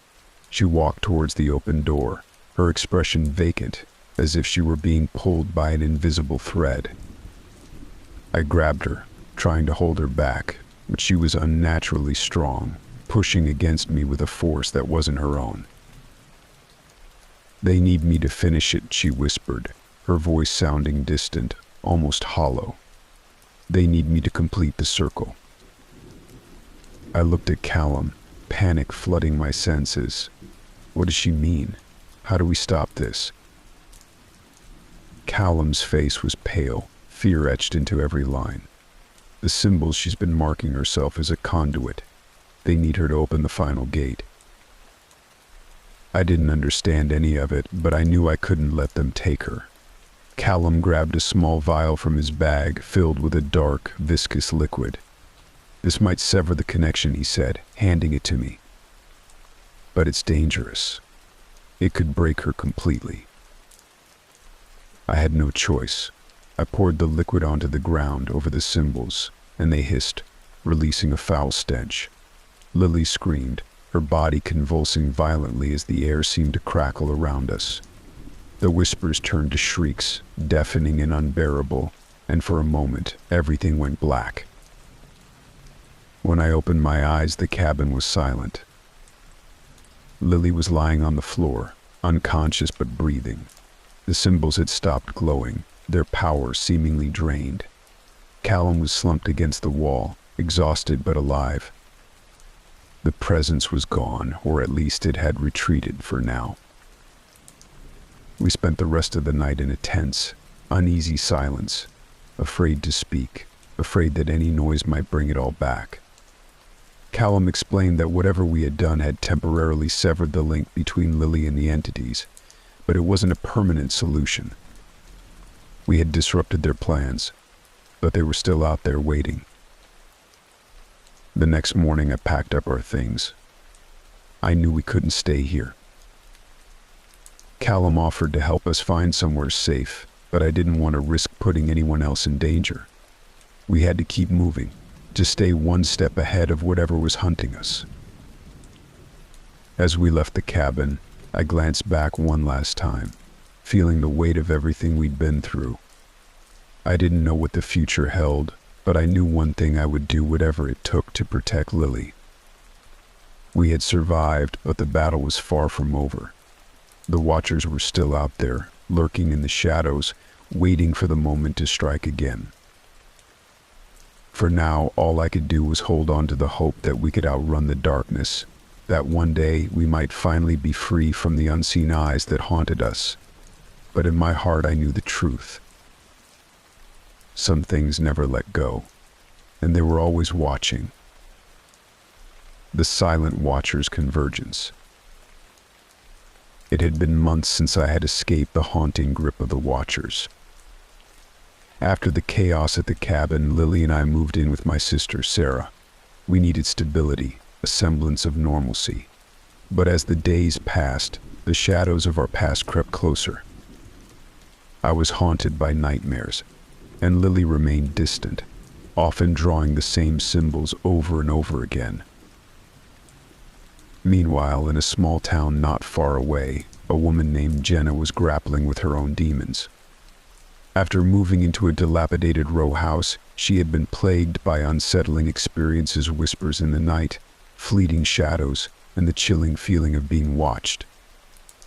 But what terrified her most was her daughter, Sophie, who had started speaking to an imaginary friend named the Watcher. Jenna tried to dismiss it, but the more Sophie described her friend, the more Jenna felt an icy dread settling in her bones.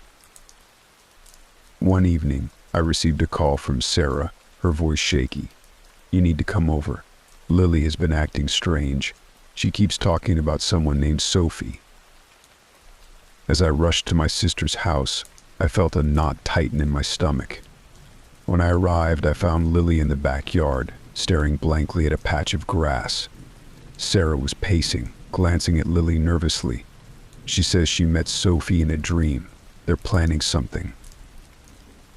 My heart raced as I crouched beside Lily. "Who is Sophie?" "She's my friend," Lily said, her voice distant. "She says we can be together forever." Panic surged through me. I had to stop this. "Lily, listen to me. We need to be careful about who we talk to." Just then, a car pulled into the driveway. Jenna stepped out, looking frazzled and worried. I recognized her from the neighborhood. She walked toward us, concern etched across her face. "I'm sorry to intrude, but I heard your daughter might know my Sophie." I hesitated but nodded, knowing I had to confront this connection. "Lily has been having dreams about her." Jenna's eyes widened. "Sophie has been talking about a friend named Lily, too. It's like they're connected." As we exchanged stories, the air grew thick with tension. It felt as if we were on the brink of discovering something terrible. I explained Lily's drawings, the symbols that had been haunting us, while Jenna described the whispers and shadows in her home. Our experiences, once isolated, were now intertwined in a disturbing web. "Do you think they're connected to the Watchers?" I asked, the realization hitting me hard. Whatever is happening, it's not over. Jenna nodded, her face pale. "We need to protect our daughters. They might be in danger." That night we gathered in Sarah's living room, drawing protective symbols around the room. Jenna brought a book she had found in her attic, an old journal filled with strange rituals and stories about a group known as the Watchers. As we read through it, the chilling familiarity of the symbols sent shivers down my spine. "Those are the same ones Lily drew," I whispered, feeling the weight of our connection deepen. Just as we began to formulate a plan, Lily and Sophie appeared in the doorway, hand in hand. Their expressions were blank, almost trance-like. "We want to play," Lily said, her voice eerie. "Play," Jenna echoed, her voice trembling. "What do you mean?" "They want to show us the way," Sophie added, her eyes glinting in the dim light. The realization hit us simultaneously. The Watchers were drawing our daughters into their world, using them as pawns in a sinister game. I felt a surge of desperation. "No, you can't go with them," I shouted, rushing to grab Lily's hand. But the girls only smiled, a chilling smile that sent ice through my veins. "They're waiting," Lily said, her voice a chorus of innocence and darkness. In that moment, I knew we had to act fast. "Jenna, we need to break this connection now. If they're using our daughters, we have to sever it." We gathered the girls, holding on to them tightly as we began to chant the protective incantations we'd found in the journal. The air crackled with tension, and I could feel the whispers growing louder, desperate and angry. Suddenly, the shadows in the room swirled, dark shapes forming in the corners. I caught glimpses of pale faces, twisted and hollow-eyed, watching us. "They're here," I shouted. We pressed on with the chant, focusing all our energy on breaking the connection. The whispers turned to screams, filling the room with an unbearable noise. I held Lily close, feeling her warmth, grounding me against the encroaching darkness. And then, as quickly as it had begun, the noise ceased. The shadows retreated, and the girls blinked, coming back to us. "What happened?" Lily asked, her voice small and scared. Jenna and I exchanged relieved glances, but we knew it wasn't over. The Watchers were still out there, and they would find a way back. As dawn broke, we sat together in silence, a newfound understanding bonding us. We had survived the night, but the battle was far from over. The whispers had quieted, but we knew they were always watching, waiting for another chance. We vowed to protect our daughters, to keep the darkness at bay. But deep down, we understood the truth: the Watchers would never truly leave us alone. We were now part of their story, forever intertwined in a chilling fate. The Silent Watcher's resolution. The morning sun filtered through the trees, casting soft rays into the room where we gathered. Jenna, Lily, and I sat together, the weight of the previous night heavy in the air, yet a flicker of hope began to glow within us. We had fought off the darkness, but we knew it was only a temporary reprieve. We needed to find a way to ensure our families were safe from the Watchers forever.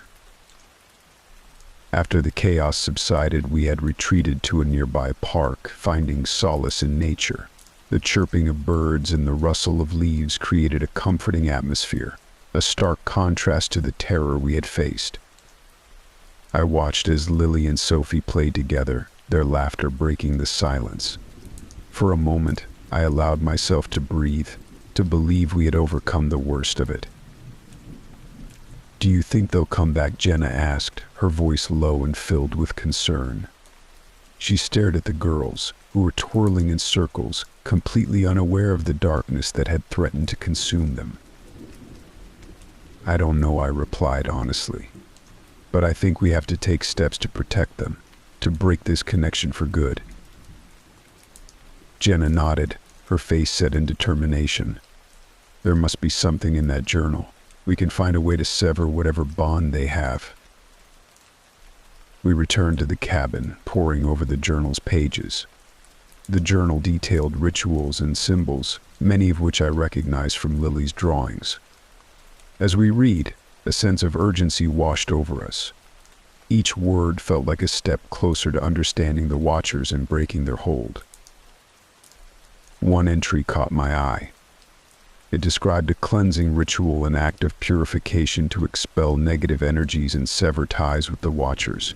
The instructions were clear but daunting. We would need to gather certain herbs and perform the ritual under the full moon.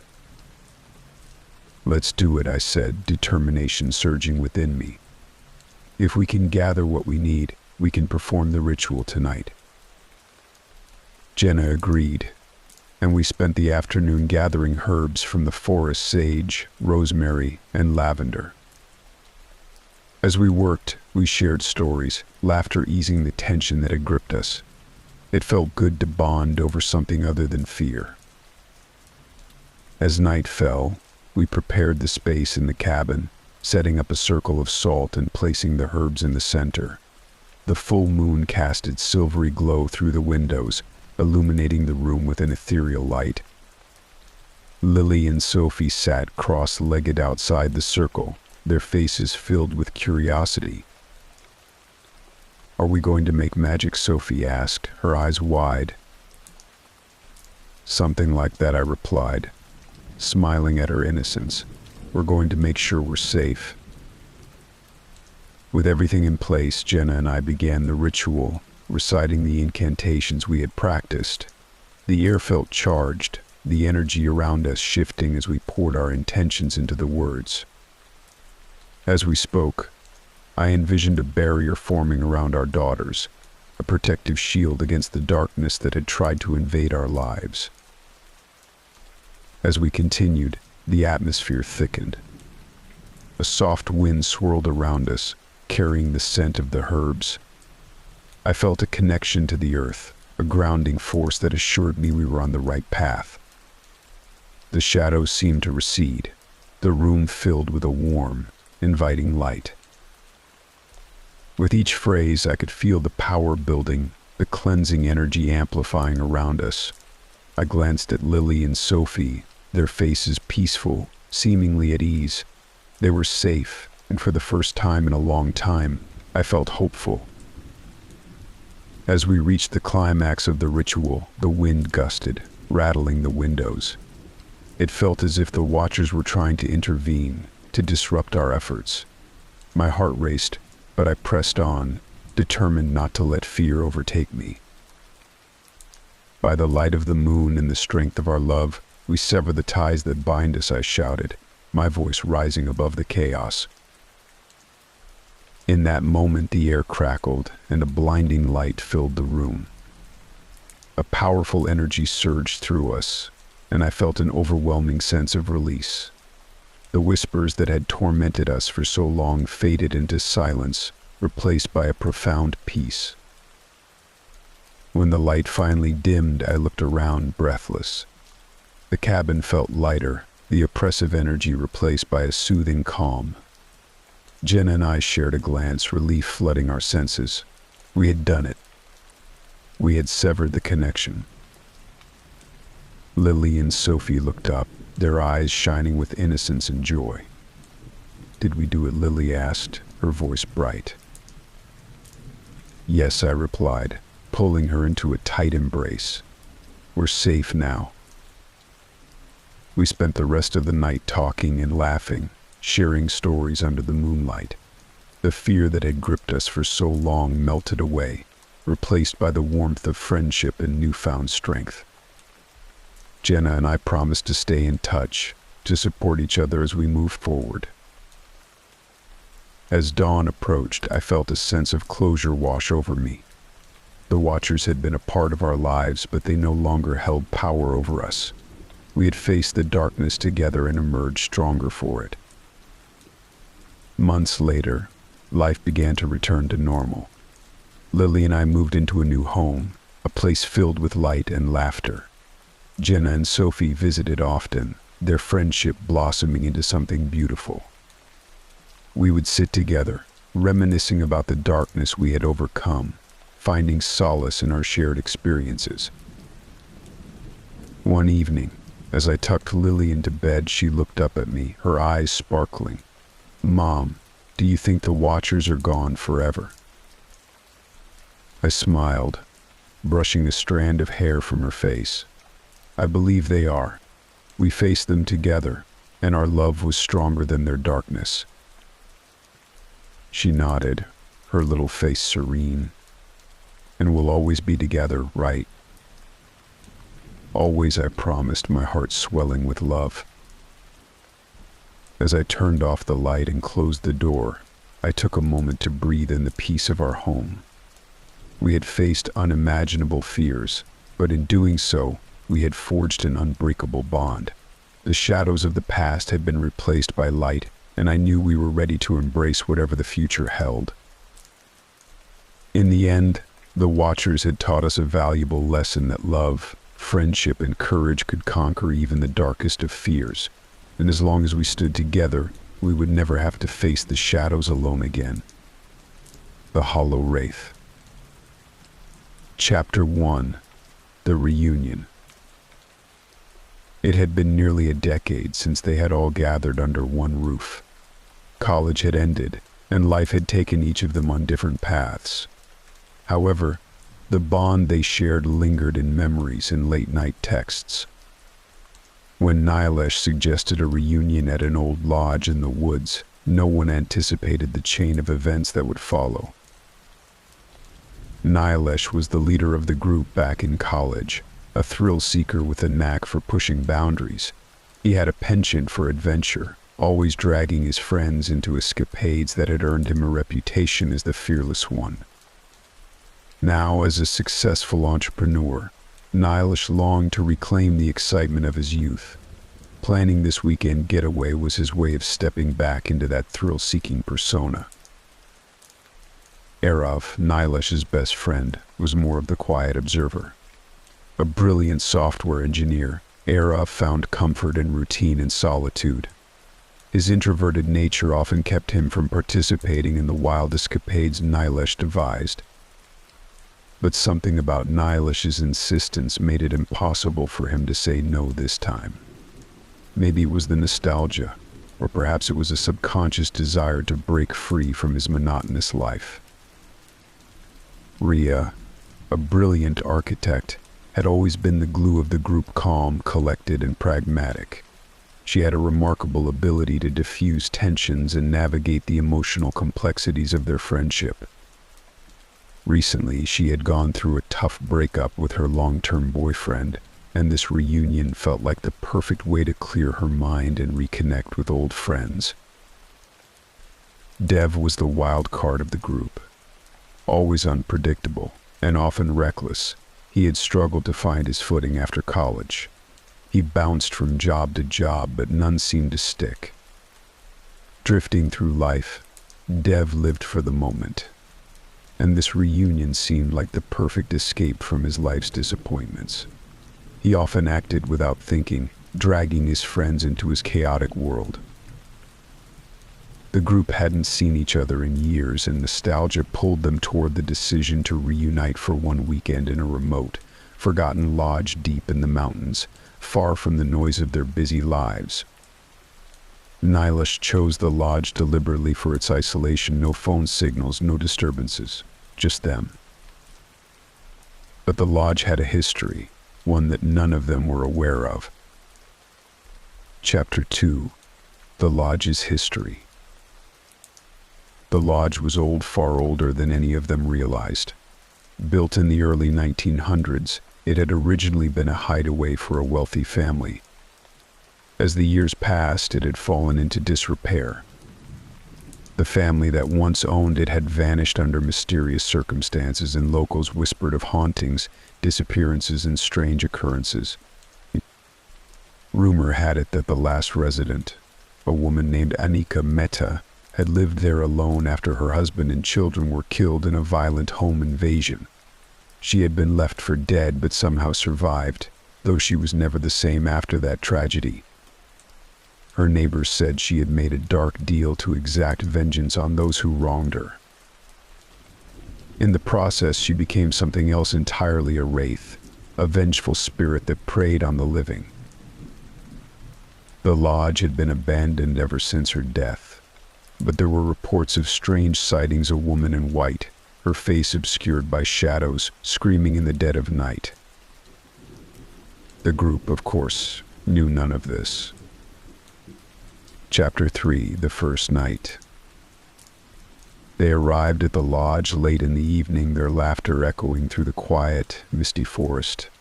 The place was cold, almost too cold for the season, but they chalked it up to the altitude. "This place is perfect," Nilesh said, slapping Arav on the back. "No distractions, no work, just us." Ria smiled but couldn't shake the uneasy feeling that had settled in her chest the moment they arrived. The lodge, though large and beautiful in its own rustic way, felt wrong. The air felt heavy, and the shadows seemed to stretch longer than they should. As they settled in for the night, Ria spotted something unusual on one of the photographs hanging on the wall. It was of a family, 2 children, a woman, and a man, presumably the original owners of the lodge.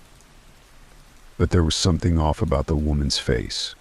It was blurred, almost as if it had been smeared intentionally. When she asked Nilesh about it, he shrugged it off, teasing her for being overly suspicious. "Come on, Ria. It's just an old photo. The place has probably seen better days," he said, waving his hand dismissively. But Ria couldn't shake the feeling that they were being watched.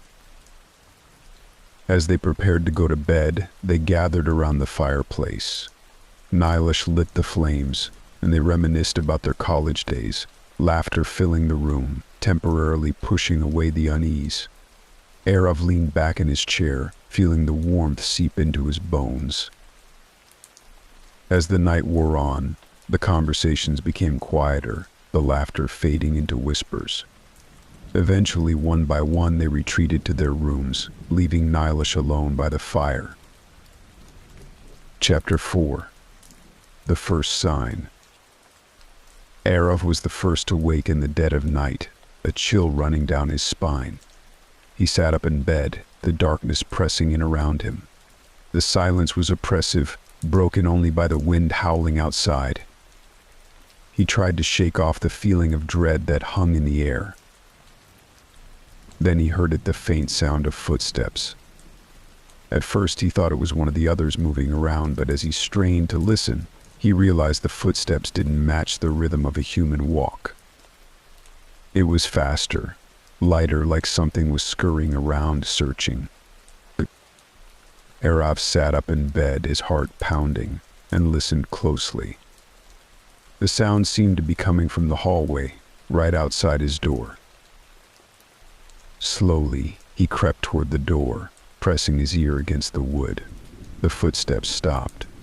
For a moment, all he could hear was the wind. Then, as he pulled away from the door, a loud, guttural scream echoed through the house. Arav jumped back, his blood running cold. The scream was unlike anything he had ever heard. It was filled with pure rage, as if something was in pain, desperate for revenge. Rhea, Dev, and Nilish burst into the hallway at the same time, their faces pale.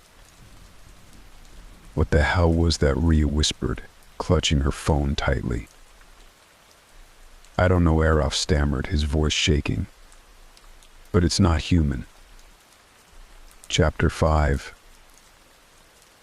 The Legend of the Wraith. The next morning, the group was unnerved but tried to laugh off the events of the previous night. Nilish joked about the lodge being haunted, but Arav couldn't shake the feeling that something was terribly wrong.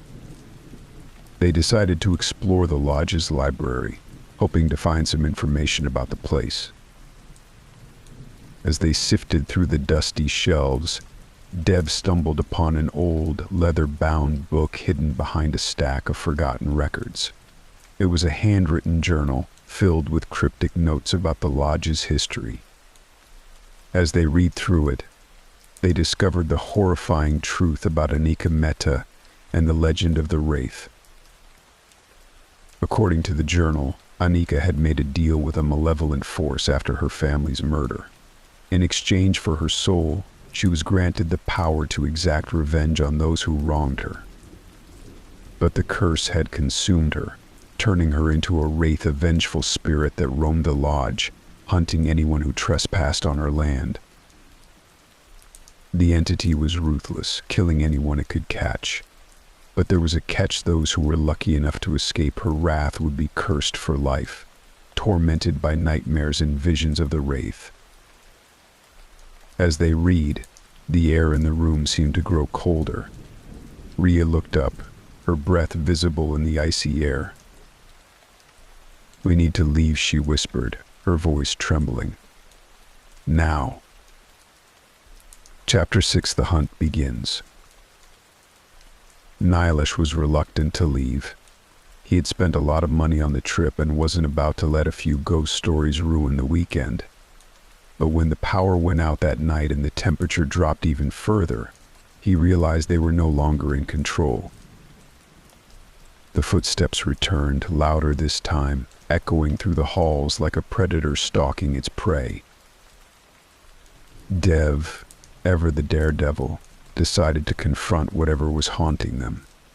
Armed with a flashlight and a knife, he ventured into the dark hallway, taunting the wraith to show itself. It didn't take long for the wraith to respond. The air crackled with tension, and a deafening scream filled the lodge, shaking the walls. Dev froze, his flashlight flickering. The others watched in horror as a figure materialized in the darkness, a woman in white, her face twisted with rage, her eyes glowing with an unnatural light. Before Dev could react, the wraith lunged at him, her bony fingers outstretched, aiming for his throat. He barely managed to dive out of the way, the cold air brushing against his skin as her fingers missed by mere inches. "Run," Nyla shouted, and the group sprinted down the hallway, their hearts pounding in unison. Chapter 7: The Escape Plan.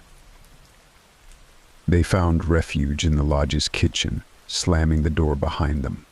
Breathless and terrified, they huddled together, trying to devise a plan. "We can't just stay here and wait for her to come for us," Araf said, his voice barely above a whisper. "We need to get to the car." Rhea nodded, her eyes darting around the room. "But what if she's waiting for us outside?" "We have to take the risk," Nyla replied, determination flickering in his eyes. "We can't let her take any of us." Just then, they heard the unmistakable sound of the wraith's laughter echoing through the halls, a chilling sound that sent shivers down their spines. "She's playing with us," Dev said, fear creeping into his voice. "We need to go, now." They gathered their things quickly, adrenaline coursing through their veins as they prepared to make a run for it. Just as they were about to leave, Araf caught sight of the journal on the table. "Wait," he said, picking it up. "There's something in here about a ritual to banish her." Nyla grabbed the journal, flipping through the pages frantically. "What does it say?" "It requires a sacrifice," Araf explained, dread washing over him. "One of us has to stay behind to distract her long enough for the others to escape." Chapter 8: The Final Decision. The weight of the decision hung heavy in the air. They looked at one another, fear and desperation etched into their faces. "I can do it," Nyla said, breaking the silence. "I'll stay." "No," Rhea protested, tears brimming in her eyes. "We can't let you do that." "It's the only way," Nyla insisted. "You all need to live. I'll hold her off. You have to go." Dev stepped forward, a mixture of defiance and fear in his eyes. "We're not leaving you behind. We face this together." But deep down, they all knew the truth. The wraith was powerful, and if they all stayed, they would surely die. Araf felt a knot in his stomach as he weighed their options. "Nyla, if you do this, we'll never be able to repay you." "It's not about that," Nyla replied, his voice steady. "I've always led this group into danger. Now it's my turn to make it right." With heavy hearts, the group prepared to leave, knowing they might never see Nyla again. As they made their way to the door, the sound of the wraith's scream echoed behind them, followed by a deafening silence. Chapter 9: The Escape. Araf, Rhea, and Dev dashed through the woods, the trees looming over them like sentinels. Every rustle of leaves and snap of twigs sent shivers down their spines. They didn't stop until they reached the nearest town, their hearts racing, bodies trembling. When they stumbled into the local police station, they collapsed onto the cold tile floor, gasping for breath as they recounted their story. But the officers, though sympathetic, regarded them with skepticism. "Haunted lodges and wraiths. Sounds like a tale for the movies," one officer scoffed. But they didn't care. They had survived. Chapter 10: The Aftermath. Weeks passed, and as they tried to return to their normal lives, the nightmares began. Each night they were tormented by visions of the wraith. Rhea would wake up screaming, drenched in sweat. Araf found himself checking the shadows in his home, and Dev became paranoid, convinced that something was following him. "Maybe we should go back," Rhea suggested one evening, her voice shaky. "We need to confront this thing." "Are you crazy?" Dev shot back. "What if she's still there? What if she's waiting for us?" But deep down, they all knew they couldn't run forever.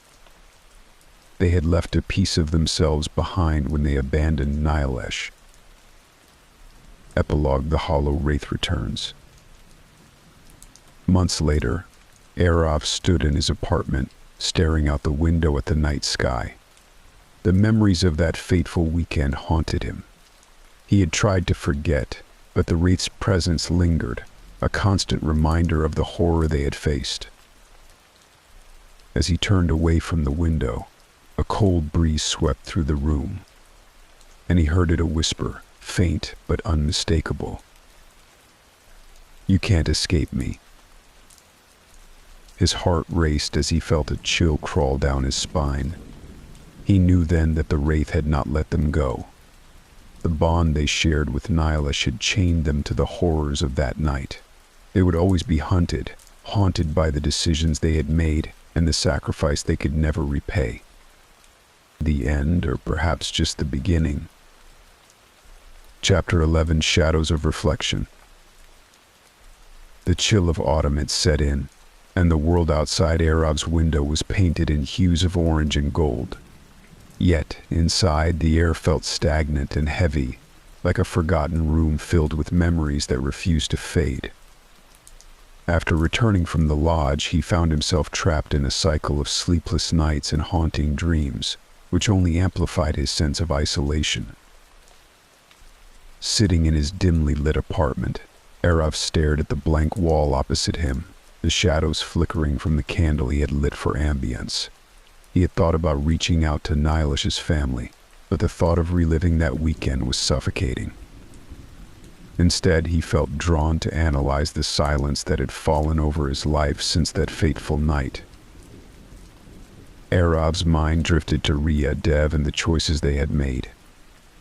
They had left Nilesh behind, a decision that now felt like a stain on his conscience.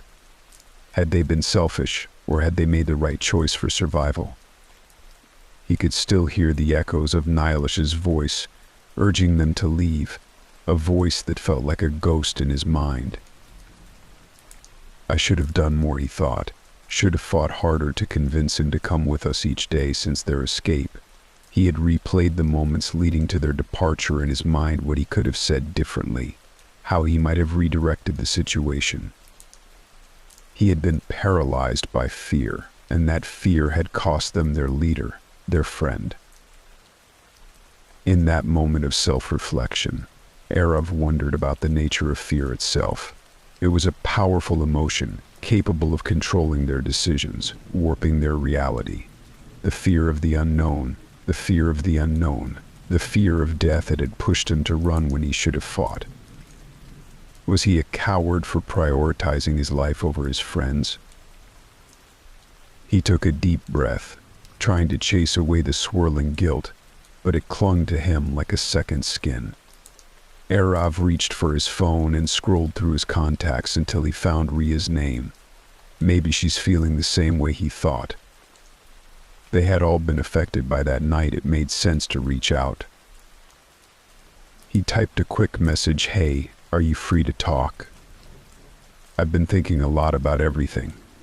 He hit send and waited, the seconds stretching like an eternity. The vibration of his phone startled him, and he quickly opened Rhea's response, "Yes, I'm here. I've been feeling lost too. Can we meet?" Chapter 12: Confronting the Past.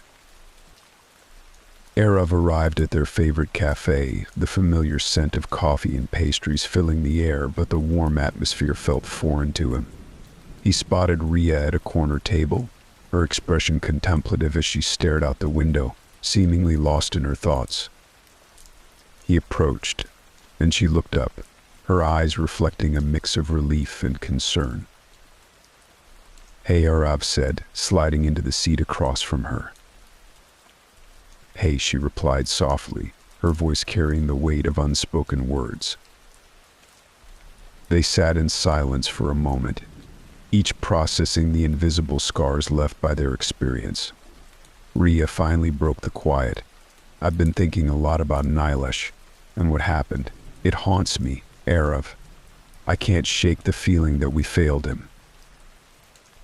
Arav nodded, his throat tightening. I know what you mean.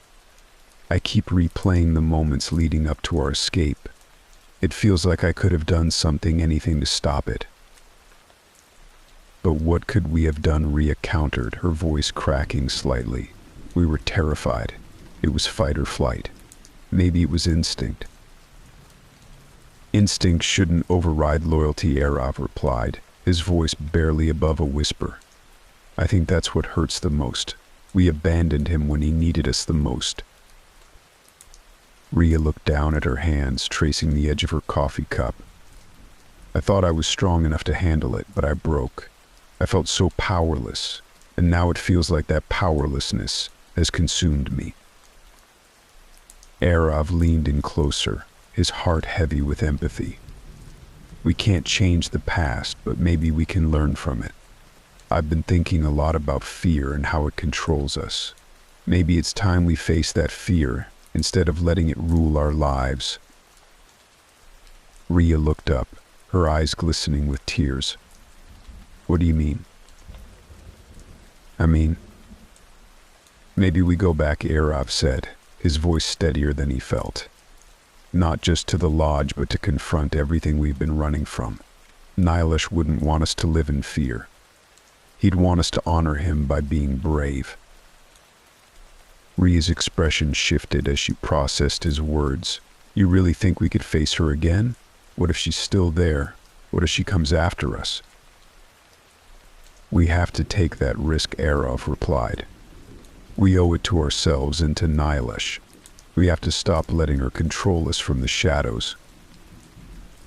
Arav felt a flicker of determination rising within him. If they could face their fears, they could reclaim their lives. Nilesh's laughter echoed in his mind, and for the first time since the reunion, Arav felt a sense of hope. Chapter 13, A Plan of Action. The two friends spent the rest of the afternoon planning their return to the lodge. They discussed what they would need to bring: flashlights, protective items, and most importantly, the journal that had revealed the Wraith's history. It was a stepping stone to understanding their enemy and finding a way to confront it. They decided to invite Dev as well. Although he had been reckless in the past, he had a heart of gold beneath his bravado, and they all needed to face this together. Arav sent Dev a text, asking him to meet them at the cafe. When Dev arrived, he immediately sensed the tension in the air. What's going on? He asked, concern etched on his face. We're going back to the lodge, Rhea said, her voice firm. Dev's eyebrows shot up. Are you serious? After everything that happened? You guys are insane. We need to confront this, Arav explained, trying to contain his excitement and fear. We can't let it control us anymore. We owe it to Nilesh. Dev glanced between them, his expression wavering between fear and resolve. Finally, he sighed. Fine, I'll go. But if that wraith is waiting for us, I'm not going down without a fight. As they finalized their plans, Arav felt a surge of confidence. They would return to the lodge, face the shadows of their past, and reclaim their lives. The weight of guilt was still heavy, but this time they would confront their fears instead of running from them. As they left the cafe, Arav felt a glimmer of hope. Maybe they could find closure and, in the process, honor their friend Nilesh's memory. The journey ahead would be difficult, but it was one they were ready to face together. The Hollow Wraith. Chapter 1. The Reunion. It had been nearly a decade since they had all gathered under one roof. College had ended, and life had taken each of them on different paths. However, the bond they shared lingered in memories and late-night texts. When Nilesh suggested a reunion at an old lodge in the woods, no one anticipated the chain of events that would follow. Nilesh was the leader of the group back in college, a thrill seeker with a knack for pushing boundaries. He had a penchant for adventure, always dragging his friends into escapades that had earned him a reputation as the fearless one. Now, as a successful entrepreneur, Nilesh longed to reclaim the excitement of his youth. Planning this weekend getaway was his way of stepping back into that thrill-seeking persona. Arav, Nilesh's best friend, was more of the quiet observer. A brilliant software engineer, Arav found comfort in routine and solitude. His introverted nature often kept him from participating in the wild escapades Nilesh devised. But something about Nilesh's insistence made it impossible for him to say no this time. Maybe it was the nostalgia, or perhaps it was a subconscious desire to break free from his monotonous life. Ria, a brilliant architect, had always been the glue of the group, calm, collected, and pragmatic. She had a remarkable ability to diffuse tensions and navigate the emotional complexities of their friendship. Recently, she had gone through a tough breakup with her long-term boyfriend, and this reunion felt like the perfect way to clear her mind and reconnect with old friends. Dev was the wild card of the group.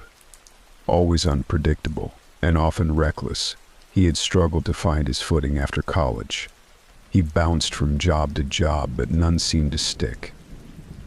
Drifting through life, Dev lived for the moment, and this reunion seemed like the perfect escape from his life's disappointments. He often acted without thinking, dragging his friends into his chaotic world. The group hadn't seen each other in years, and nostalgia pulled them toward the decision to reunite for one weekend in a remote, forgotten lodge deep in the mountains, far from the noise of their busy lives. Nilesh chose the lodge deliberately for its isolation, no phone signals, no disturbances, just them. But the lodge had a history, one that none of them were aware of. Chapter 2: The Lodge's History. The lodge was old, far older than any of them realized. Built in the early 1900s, it had originally been a hideaway for a wealthy family. As the years passed, it had fallen into disrepair. The family that once owned it had vanished under mysterious circumstances, and locals whispered of hauntings, disappearances, and strange occurrences. Rumor had it that the last resident, a woman named Anika Mehta, had lived there alone after her husband and children were killed in a violent home invasion. She had been left for dead but somehow survived, though she was never the same after that tragedy. Her neighbors said she had made a dark deal to exact vengeance on those who wronged her. In the process, she became something else entirely, a wraith, a vengeful spirit that preyed on the living. The lodge had been abandoned ever since her death, but there were reports of strange sightings: a woman in white, her face obscured by shadows, screaming in the dead of night. The group, of course, knew none of this. Chapter 3: The First Night. They arrived at the lodge late in the evening, their laughter echoing through the quiet, misty forest. The place was cold, almost too cold for the season, but they chalked it up to the altitude. "This place is perfect," Nilesh said, slapping Arav on the back. "No distractions, no work, just us." Ria smiled but couldn't shake the uneasy feeling that had settled in her chest the moment they arrived. The lodge, though large and beautiful in its own rustic way, felt wrong. The air felt heavy, and the shadows seemed to stretch longer than they should. As they settled in for the night, Ria spotted something unusual on one of the photographs hanging on the wall. It was of a family, 2 children, a woman, and a man, presumably the original owners of the lodge. But there was something off about the woman's face. It was blurred, almost as if it had been smeared intentionally. When she asked Nilesh about it, he shrugged it off, teasing her for being overly suspicious. "Come on, Ria. It's just an old photo. The place has probably seen better days," he said, waving his hand dismissively. but Rhea couldn't shake the feeling that they were being watched. As they prepared to go to bed, they gathered around the fireplace.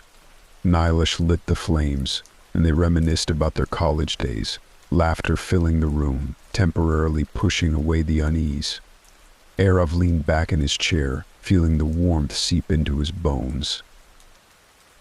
As the night wore on, the conversations became quieter, the laughter fading into whispers. Eventually, one by one, they retreated to their rooms, leaving Nylish alone by the fire. Chapter 4. The First Sign. Arav was the first to wake in the dead of night, a chill running down his spine. He sat up in bed, the darkness pressing in around him. The silence was oppressive, broken only by the wind howling outside. He tried to shake off the feeling of dread that hung in the air. Then he heard the faint sound of footsteps. At first he thought it was one of the others moving around, but as he strained to listen, he realized the footsteps didn't match the rhythm of a human walk. It was faster, lighter, like something was scurrying around, searching. Arav sat up in bed, his heart pounding, and listened closely. The sound seemed to be coming from the hallway, right outside his door. Slowly, he crept toward the door, pressing his ear against the wood. The footsteps stopped. For a moment, all he could hear was the wind. Then, as he pulled away from the door, a loud, guttural scream echoed through the house. Arav jumped back, his blood running cold. The scream was unlike anything he had ever heard. It was filled with pure rage, as if something was in pain, desperate for revenge. Rhea, Dev, and Nylish burst into the hallway at the same time, their faces pale. "What the hell was that?" Rhea whispered, clutching her phone tightly. "I don't know," Arav stammered, his voice shaking. "But it's not human." Chapter 5. The Legend of the Wraith. The next morning, the group was unnerved but tried to laugh off the events of the previous night. Nylish joked about the lodge being haunted, but Arav couldn't shake the feeling that something was terribly wrong. They decided to explore the lodge's library, hoping to find some information about the place. As they sifted through the dusty shelves, Dev stumbled upon an old, leather-bound book hidden behind a stack of forgotten records. It was a handwritten journal filled with cryptic notes about the lodge's history. As they read through it, they discovered the horrifying truth about Anika Mehta and the legend of the Wraith. According to the journal, Anika had made a deal with a malevolent force after her family's murder. In exchange for her soul, she was granted the power to exact revenge on those who wronged her.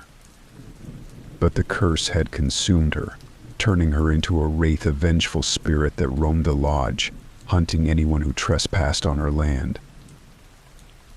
The entity was ruthless, killing anyone it could catch. But there was a catch: those who were lucky enough to escape her wrath would be cursed for life, tormented by nightmares and visions of the wraith. As they read, the air in the room seemed to grow colder.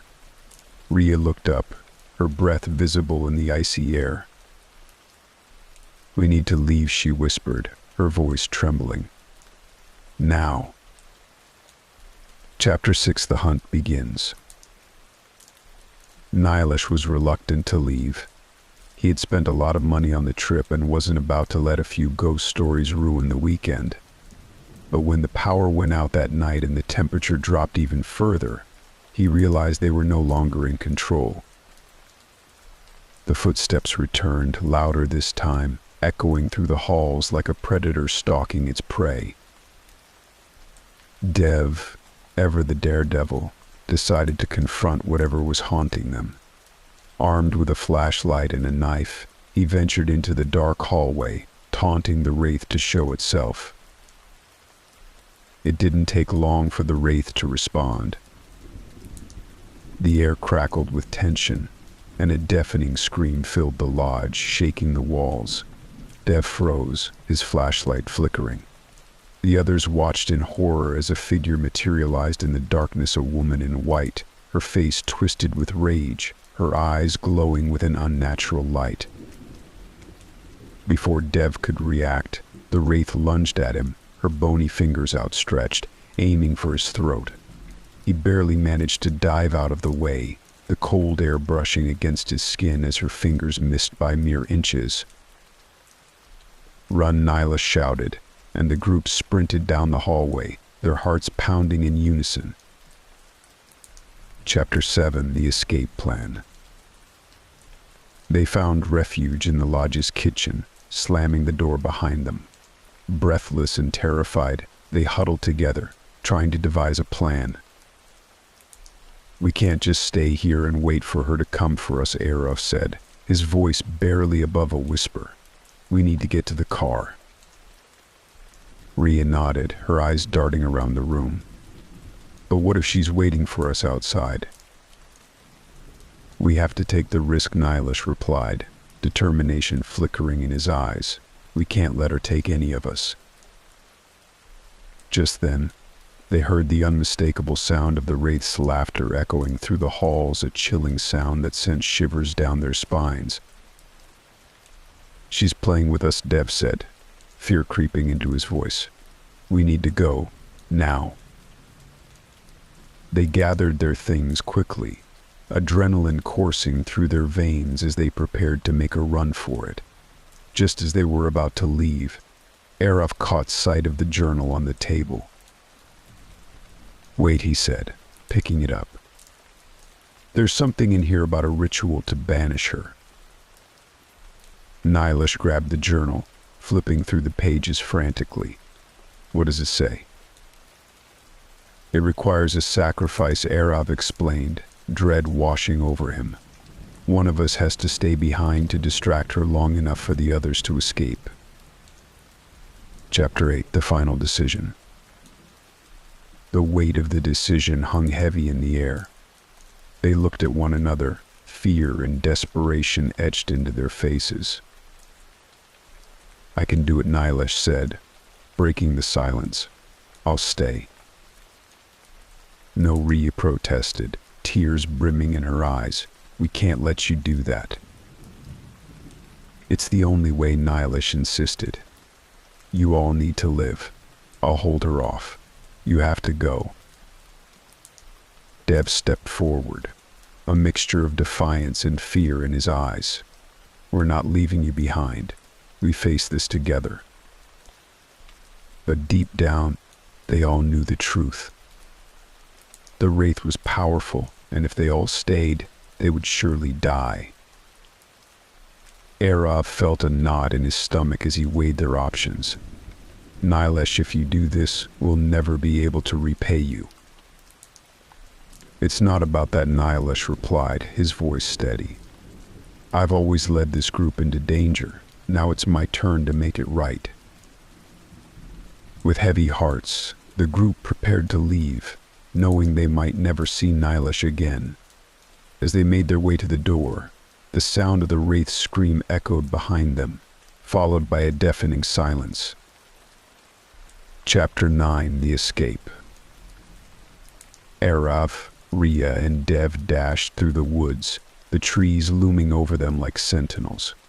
Every rustle of leaves and snap of twigs sent shivers down their spines. They didn't stop until they reached the nearest town, their hearts racing, bodies trembling. When they stumbled into the local police station, they collapsed onto the cold tile floor, gasping for breath as they recounted their story. But the officers, though sympathetic, regarded them with skepticism. "Haunted lodges and wraiths. Sounds like a tale for the movies," one officer scoffed. But they didn't care. They had survived. Chapter 10: The Aftermath. Weeks passed, and as they tried to return to their normal lives, the nightmares began. Each night they were tormented by visions of the wraith. Rhea would wake up screaming, drenched in sweat.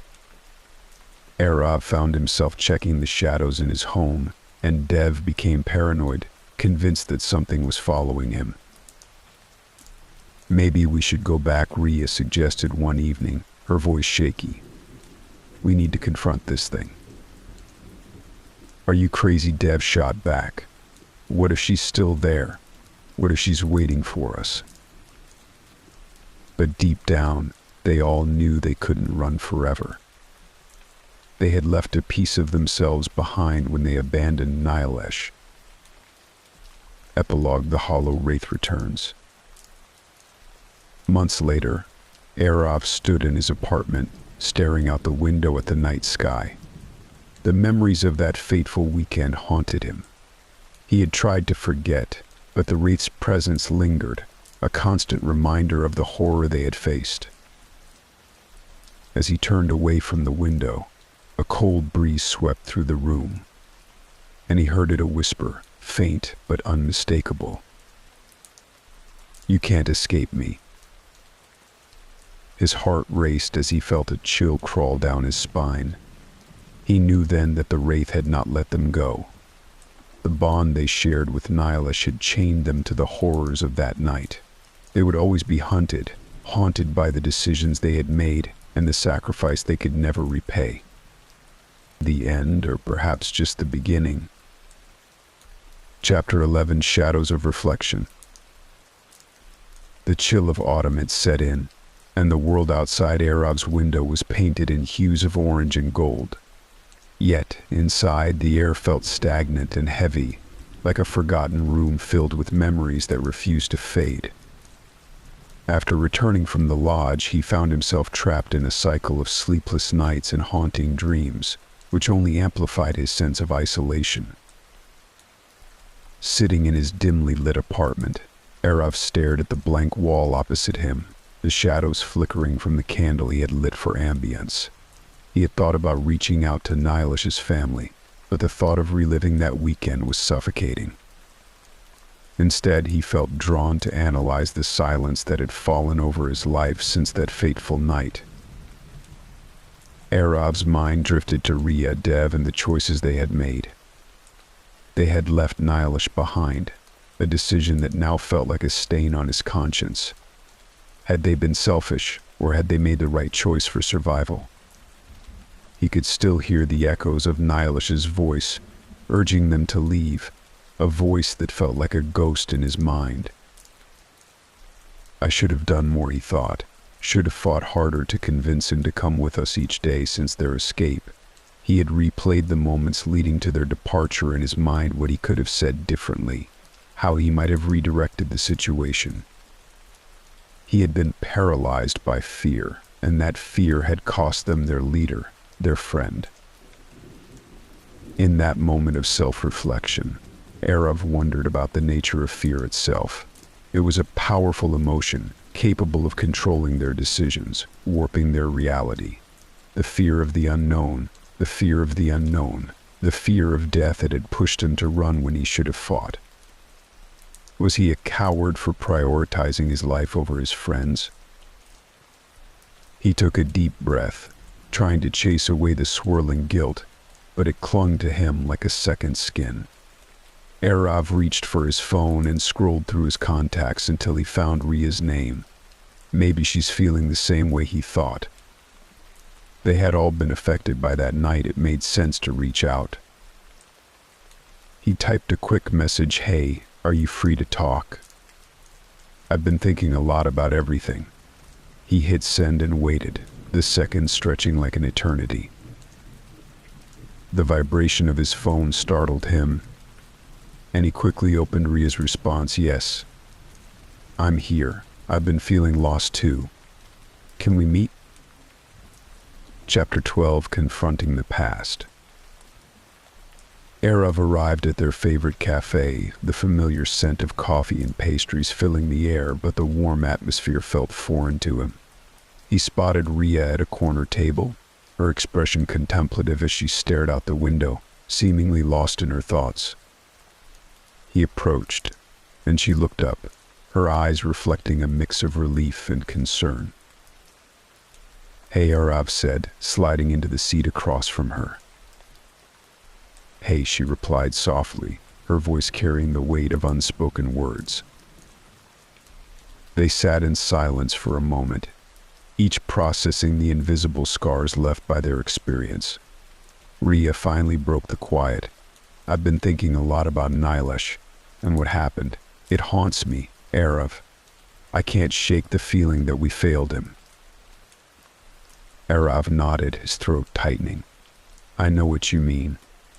I keep replaying the moments leading up to our escape. It feels like I could have done something, anything to stop it." "But what could we have done?" Rhea countered, her voice cracking slightly. "We were terrified. It was fight or flight. Maybe it was instinct." "Instinct shouldn't override loyalty," Arav replied, his voice barely above a whisper. "I think that's what hurts the most.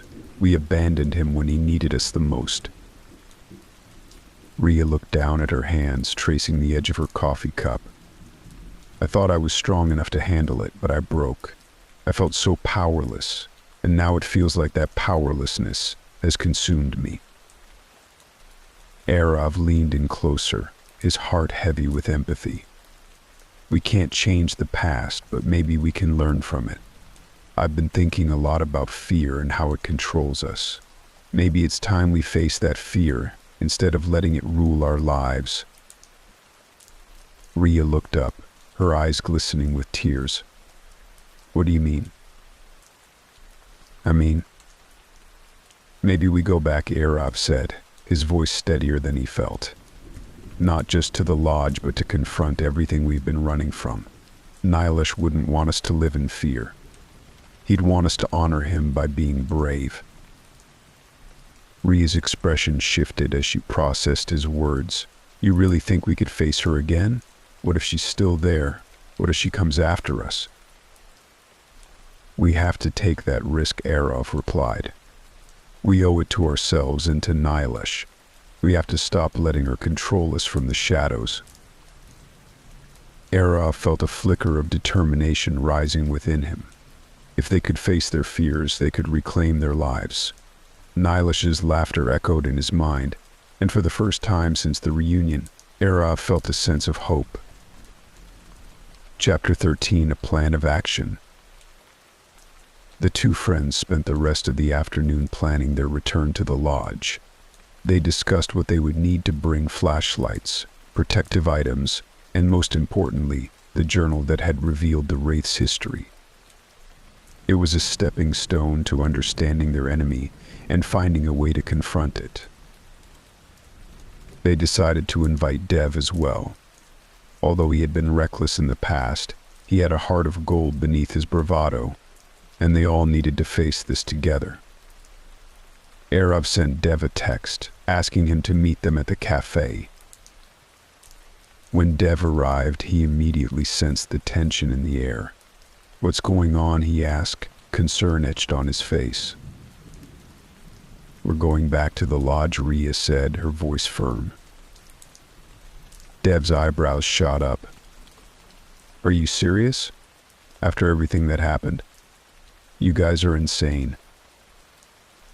"We need to confront this," Arav explained, trying to contain his excitement and fear. "We can't let it control us anymore. We owe it to Nilesh." Dev glanced between them, his expression wavering between fear and resolve. Finally, he sighed. "Fine, I'll go.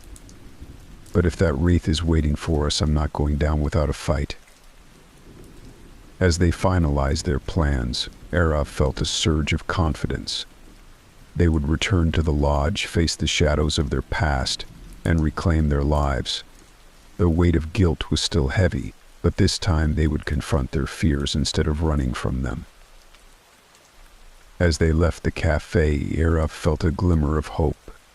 Maybe they could find closure and, in the process, honor their friend Nilesh's memory. The journey ahead would be difficult, but it was one they were ready to face together. As we reach the end of tonight's stories on Hauntales, it's time to let your mind drift away. Listen to the sound of the rain gently falling in the background. Let each drop calm your thoughts and ease you into a peaceful sleep. There's nothing to fear now, just the soothing rhythm of the rain. Focus on your breathing, let your body relax, and allow yourself to drift deeper into rest. Sleep peacefully, and we'll meet again tomorrow night for another story. Good night.